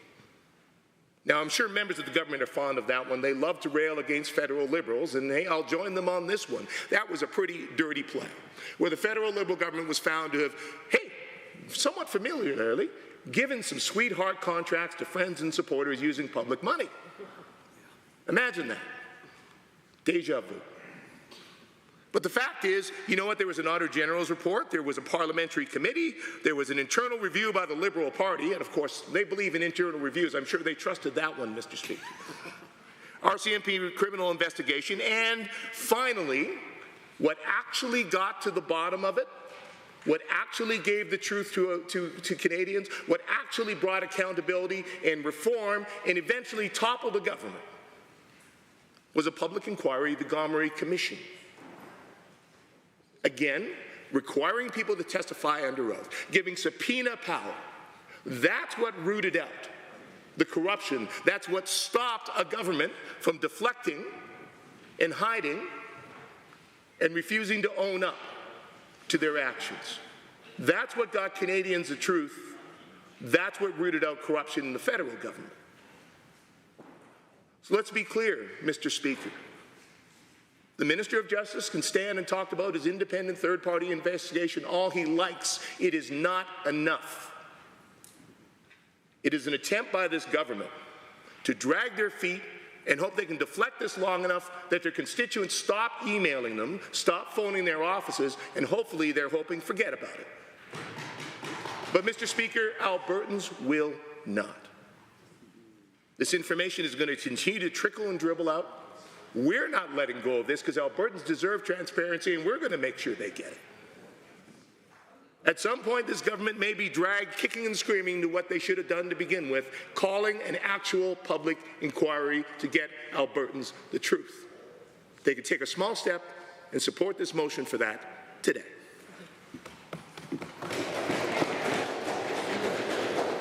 I will recognize the member for Calgary Elbow to speak. Thank you, Mr. Speaker. I'm rising to speak in favor of this motion, and there's many reasons why a public inquiry is required in this matter. The first is, of course, governments have a tendency and a nature of just wanting to cover up bad information. I believe it was Ralph Klein who once said, "Shoot, shovel, and shut up." And that's how governments deal with scandal, is by managing the information flow, by taking great care to make sure that the public only knows what the government wants them to know. And so the tendency of governments to manage information and to try and sweep scandals under the carpet, to shoot, shovel, and shut up, has to be met with an equal amount of concern and care from the legislators, all of the legislators who were not involved. And this is the critical element that, like I address the private members in this House, for whichever party they stand for. All the private members in here didn't get hockey tickets. They didn't get flights. They didn't go to Florida. Instead, the private members in this House who are helping the government cover up this scandal are the ones who, by being good and loyal soldiers, hope to manage their own political careers in the face of this absolutely incredible scandal. And to them I say, what's in it for it? What's in it for them? What is in it for warming a chair and having ministers get hockey tickets in return for turning a blind eye to massive alleged overpayments? And so to every private member in this House, I would respectfully ask, Why not have a public inquiry and get to the bottom of this? Why not, if there is actually nothing to see here, have a full public inquiry to make sure that there's nothing to see? And, this is a government that has, the entire sweep of legislation available to it, that has chosen time and time again to carve out and to give the people of Alberta less and less say and less transparency. We have a Public Inquiries Act that the government is not following. Deciding that, that Public Inquiries Act is not going to be what we use. We have a Referendum Act that the government decided to toss into the dumpster instead of having like an authentic referendum on the CPP, a referendum that we're still waiting for. There's an Arbitration Act, and the government is not going to be incorporating the Arbitration Act in its future insurance rewrite to make sure that any arbitrations are fair. And what this means is that the people of Alberta get slowly shut out of their government. Government becomes less and less democratic. And that's something that we really need to worry about. I know it's not fashionable to worry about a government being, particularly democratic right now, except we see the consequences of that in the United States. We see consequences of that impacting us today.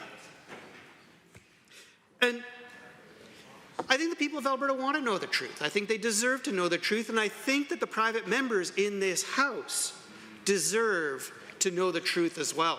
Because if there are shenanigans, if there are ministers who are implicated in this massive scandal, I would think that private members on the UCP side would also want to know so that they could go back to their constituents and tell them, I did everything I could.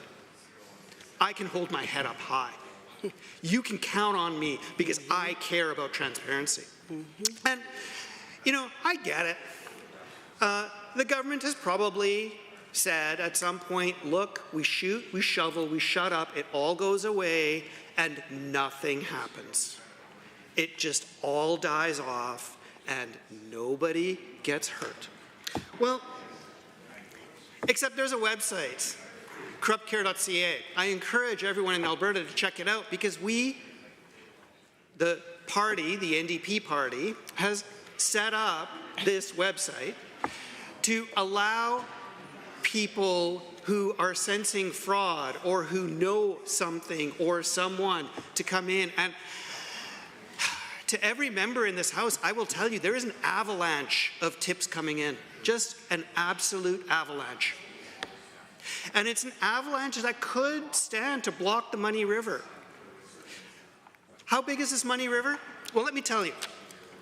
The Premier herself, under questioning in this House, said that there are 20,000 new surgeries being done privately this year, every year, as opposed to public surgeries which were done in the past. So every surgery, according to the Globe and Mail, costs $500 more done privately than it does publicly. Well, I mean, I can't do a lot of math in my head anymore, but it turns out that 500 times 20,000 surgeries is $1 billion a year.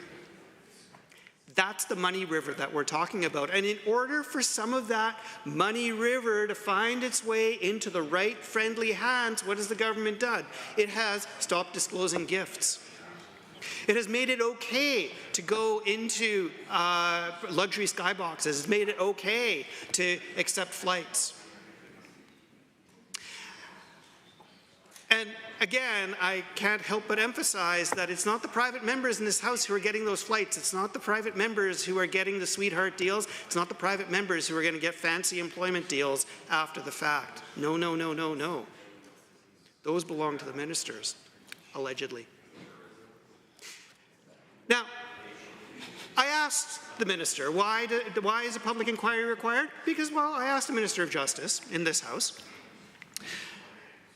if the police were to question ministers, ministerial staff, or members of Alberta Health Services, or any member of the government in an employment relationship, if those people, let's face it, we are in a country with a properly functioning legal system, and for sure, one of the key elements of a properly functioning legal system is that we have the right to remain silent. We don't have to testify against ourselves. It's a core fundamental human right. But should somebody who invokes their right to remain silent from a criminal investigation keep their job? That's a different question. And I think it would be very shocking to the people of Alberta if somebody were investigated by the RCMP, that if a minister were investigated by the RCMP and invoked their right to remain silent, which no one would know, it's their business, I think it would be shocking to the people of Alberta. And so I asked the minister in this House, if somebody invokes their right to remain silent, is that person going to be fired? And he refused to answer. He refused to answer, which, you know, I mean, in one sense, I'm in admiration because, of course, he has the right to remain silent as well. But the reality is that only in a public inquiry, when somebody is compelled to testify, and if they invoke their constitutional right to avoid self-incrimination, only in that setting is that known. And so, in the most base and basic sense, what the government is trying to do by avoiding a public inquiry is to make sure that people of Alberta don't know the truth. Because let's face it, the truth must be embarrassing and even worse than we imagined. Even worse than the $70 billion blown on Turkish Tylenol. Even worse than the hockey ticket kickbacks. Even worse than the sweetheart deals that have already been noticed. Even worse than the $600 million paid to Sam Raish for who knows what services. Even worse. It's even worse. And that's why corruptcare.ca exists. And that's why we're getting an avalanche of tips that are coming in about the shocking level of corruption in this government. And that's why the ministers who are charged with holding their hands and keeping the lid on this pressure cooker will be unable to do so. The lid's going to blow. Why don't the members get in front of it? Thank you. I will recognize the Minister of Justice. Well, thank you very much, Mr. Speaker. I rise today to speak on Motion 521, a motion that calls for a public inquiry into the procurement practices of Alberta Health Services, particularly related to and concerning chartered surgical facilities. Mr. Speaker, I want to be absolutely and abundantly clear before we begin. This government takes these allegations very seriously, as I've said time and again in this chamber. We'll always be committed to supporting transparency and accountability in matters like these. I appreciate the comments of other members in this chamber, but time and again, Mr. Speaker, the NDP has demonstrated that it is only loosely concerned with the facts, and the hypocrisy typically, and today is no different, knows no end, Mr. Speaker. This motion is not only unnecessary, but it's also incredibly redundant, given the extensive reviews and the investigations that are going on already. And my friend from Edmonton Centre did a remarkable job of summarizing the extensive reviews and the investigations that are taking place right now. As I said, our government takes these allegations very seriously, and that's precisely why, Mr. Speaker, we've already taken decisive action in reviewing the contract procurement processes of AHS. One of the first things that happened, Mr. Speaker, was that the Acting Deputy Minister of Executive Council was tasked with ensuring a credible, independent, third-party review to investigate the allegations independently from government, and that's exactly what we did, Mr. Speaker. As we've said before, the Honourable Raymond Wyant, the former Chief Justice of the Provincial Court of Manitoba, will be conducting this review.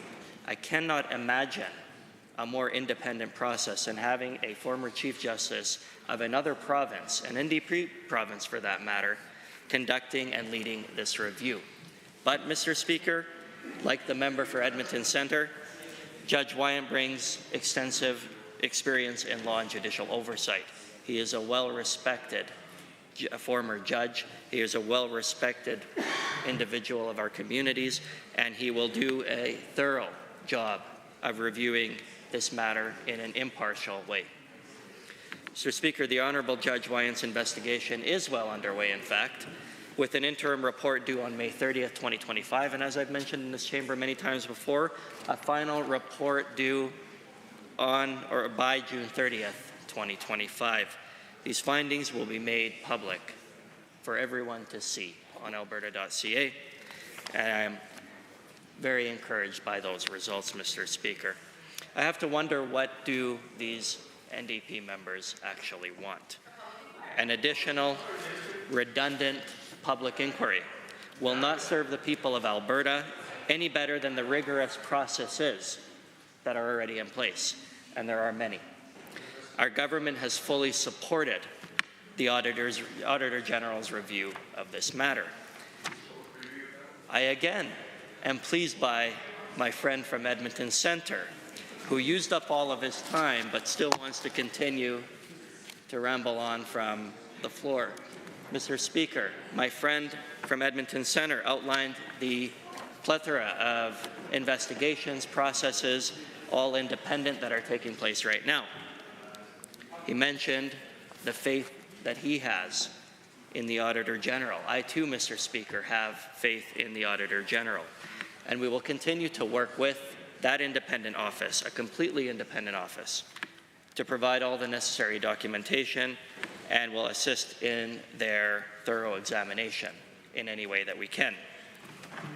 We're also aware that the RCMP is conducting its own investigation. The Government of Alberta, of course, Mr. Speaker, will provide the required cooperation to the RCMP should the government be requested to do so.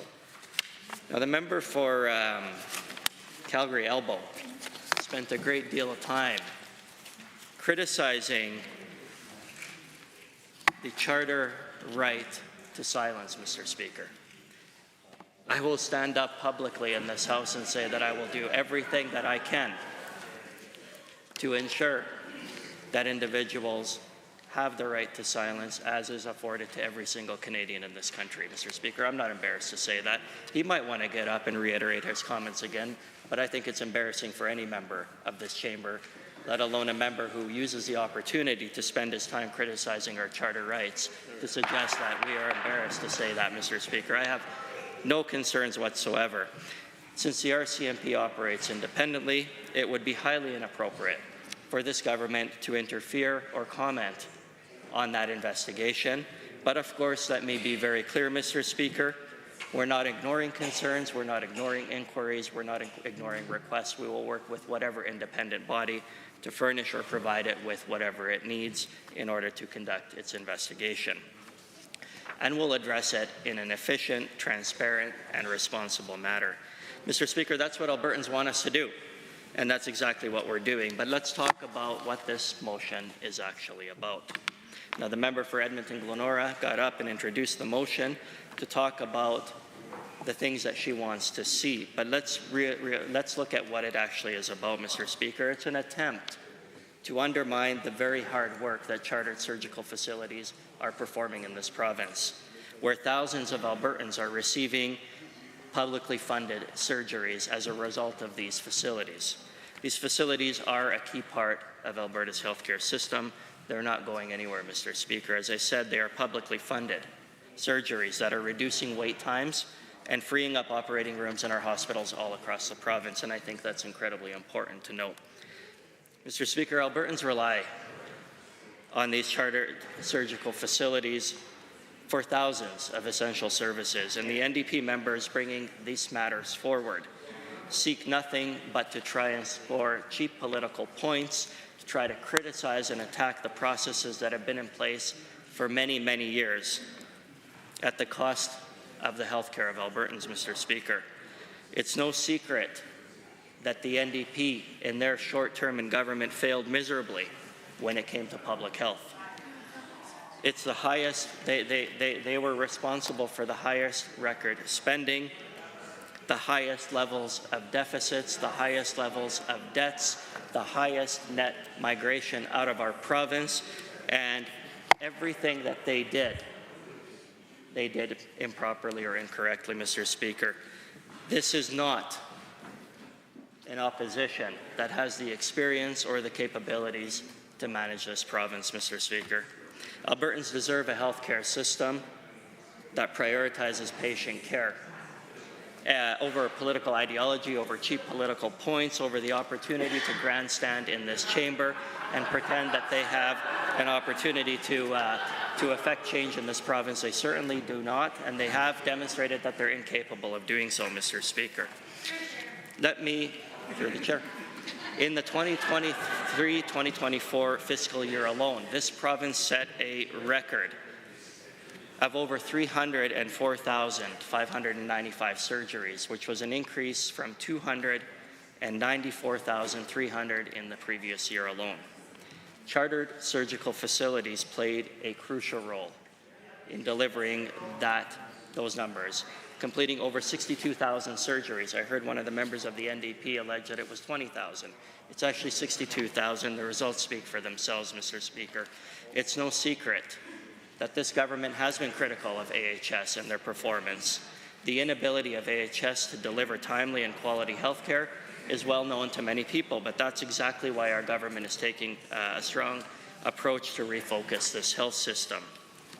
Mr. Speaker, the members opposite were content with status quo, but we're not. We're committed to making difficult decisions, sometimes unpopular, sometimes challenging decisions, but necessary to make sure that Albertans receive the health care that they deserve. In 2019, AHS was provided with $13.9 billion. In 2024-2025, that funding increased to $17.4 billion. Where did that money go? That's the question we should be asking. That's the question that this government's been asking. Not wasting time by duplicating and replicating redundant investigations, as the member for Edmonton-Glenora might suggest. We need accountability, Mr. Speaker. We need action, not political showmanship, not grandstanding in this chamber. Our government has committed to enhancing the transparency of procurement where necessary, and Mr. Speaker, I would recommend that the members of this chamber certainly vote down this motion. It is redundant and unnecessary. Thank you. I will recognize the member for Calgary-Falconridge to speak. Thank you, Mr. Speaker. Today I rise to speak in full support of private member's motion 521, which calls for a public inquiry into the recent allegations of improper procurement contracts within Alberta Health Services, particularly concerning contracts with chartered surgical facilities. This motion, introduced by the member for Edmonton-Glenora, urges the Government of Alberta to take all necessary steps to initiate an independent inquiry under Section 2 of the Public Inquiries Act, appointed Judicial Commissioner and apply Section 7 of the Public Inquiries Act to ensure transparency and accountability in the investigation. The official opposition stands firmly behind this motion, believing that it is critical for restoring trust in Alberta's healthcare system and ensuring that any wrongdoings are thoroughly examined. We will look at background on the motion. The official opposition stands the impact on Alberta's healthcare system contrast with the UCP's approach and a proposed solution for transparency and accountability. We'll go with background on the motion. The motion calls for an independent public inquiry into the procurement practices at EHS, particularly surrounding chartered surgical facilities. This issue came to light after former EHS CEO was dismissed under controversial circumstances, allegedly because she was investigating the involvement of political influence in the awarding of multi-million-dollar contracts to their friends to private surgical facilities. The former EHS CEO filed a $1.7 million wrongful dismissal lawsuit in February, claiming that she had been removed for attempting to investigate potential political interference in EHS contracts, including those with Alberta Surgical Growth, a chartered surgical facility. She contended that she was subject to political pressure to suppress her findings, including pressure to stop investigating inflated contracts prices and preferential treatment for certain private companies. As reported by CBC, she has alleged that she was, and I quote, dismissed 2 days before meeting with Alberta's Auditor General, which raises concerns about the government's desire to keep the truth from reaching the public. And this motion calls for a public inquiry that would allow for full disclosure of the facts surrounding these procurement contracts and ensure that the investigation is conducted independently under judicial oversight. By recommending that at least one commissioner be a judge from the Court of Appeal, the Court of King's Bench, or the Court of Justice in Alberta, we ensure that the inquiry will be impartial, transparent, and robust enough to uncover the truth. It is crucial that this inquiry be independent of political influence, especially given the current government's track record of political interference in key matters of public concern. Second, the Alberta NDP's the official opposition stance. My colleagues and I strongly support this motion because Albertans deserve. I hesitate to interrupt the member for Calgary-Falcon-Ridge, but understanding Order 8.3, which provides for up to 5 minutes for the sponsor of a motion other than government motion to close debate, I would invite the honourable member for Edmonton-Glenora to close debate on motion 521. Thank you, Mr. Speaker. I heard the remarks from the Justice Minister, and I have to say I am not shocked, but I am definitely continue to be disappointed. Not just with the canned talking points that have been the same since February 25th, but with a lack of compassion for all private members of this Assembly who I know are being asked, and I imagine cabinet ministers too, but private members when they go home to their community are held to a different standard in terms of accessibility and in terms of accountability. I think a lot of people understand when the Justice Minister might not be available in Calgary Cross for a bunch of one-on-one meetings, but everyone expects private members to be available and to answer for what government is doing. And I assume that you are. I've been CC'd on many of the letters that private members of this Assembly have received, Mr. Speaker. And they, too, are frustrated and outraged by the level of corruption that they are seeing through, thank you, Mr. Speaker, that they are seeing from this government. And they expect better from elected representatives. And I know elected representatives expect better themselves. I know that the member for Ayr G. Cochrane, I've had many opportunities to get to know the honourable member over the years, and I am grateful for what he had the courage to put pen to paper and say that he was standing up for accountability and transparency, and that it was important that he stepped down from his role because he saw widespread corruption, Mr. Speaker, through all departments, and that there deserved to be a higher level of transparency and accountability. He stepped aside, and I think it would be incumbent upon all of us in this chamber to call an actual public inquiry. And again, I know the minister says, well, it's redundant. It is absolutely not, and I know the minister is smarter than those talking points. He deserves far better notes than he is being given on this topic, because he is a learned colleague, he is a lawyer, he understands the Public Inquiries Act, and he knows that it is far more sweeping than the directed mandate that the Premier's office has passed down to a retired judge from another province. Again, lots of respect for that judge and for the work that I'm sure he is embarking upon, but it is far from a public inquiry where it is independent, where the person has the ability to sequester documents, including audio recordings, that clearly are out there that relate to this huge corruption scandal. The minister asks, where are the audio recordings? Exactly, because the minister certainly hasn't turned them over, but when you look at the response to the statement of defence, Mr. Speaker, through you, the response to the statement of defence very clearly has mastered the vernacular that certain members who are quoted in that document have used. So, Mr. Speaker,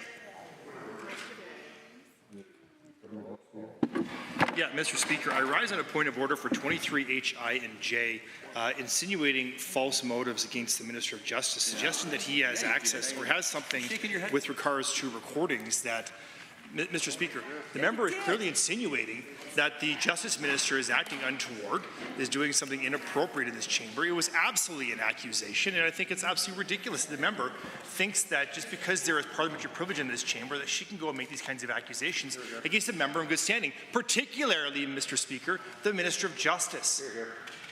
Mr. Speaker, this is totally inappropriate. The member needs to be very cautious about the kind of language we use in this chamber because people are watching, Mr. Speaker. People are watching and they're listening and they understand. They understand the truth, but I can tell you what that member is saying is totally out of line. To suggest that the Minister of Justice has, was it audio recordings? Has audio recordings? If the member opposite has something to say on this point of order, the member opposite is more than welcome to get up and defend that member self, but at the moment in time, I'm arguing that that member's out of line. Deputy Official Deputy Opposition House Leader. Thank you, Mr. Speaker. It's unfortunate that the government House Leader is choosing to raise what is frankly frivolous in the middle of private members' business, Mr. Speaker, wasting the time of the House, wasting the time of private members. What the member said is that those recordings exist, not that the minister had them. Shameful, Mr. Speaker. The time is now 6 p.m. and the House stands adjourned until 1:30 tomorrow afternoon.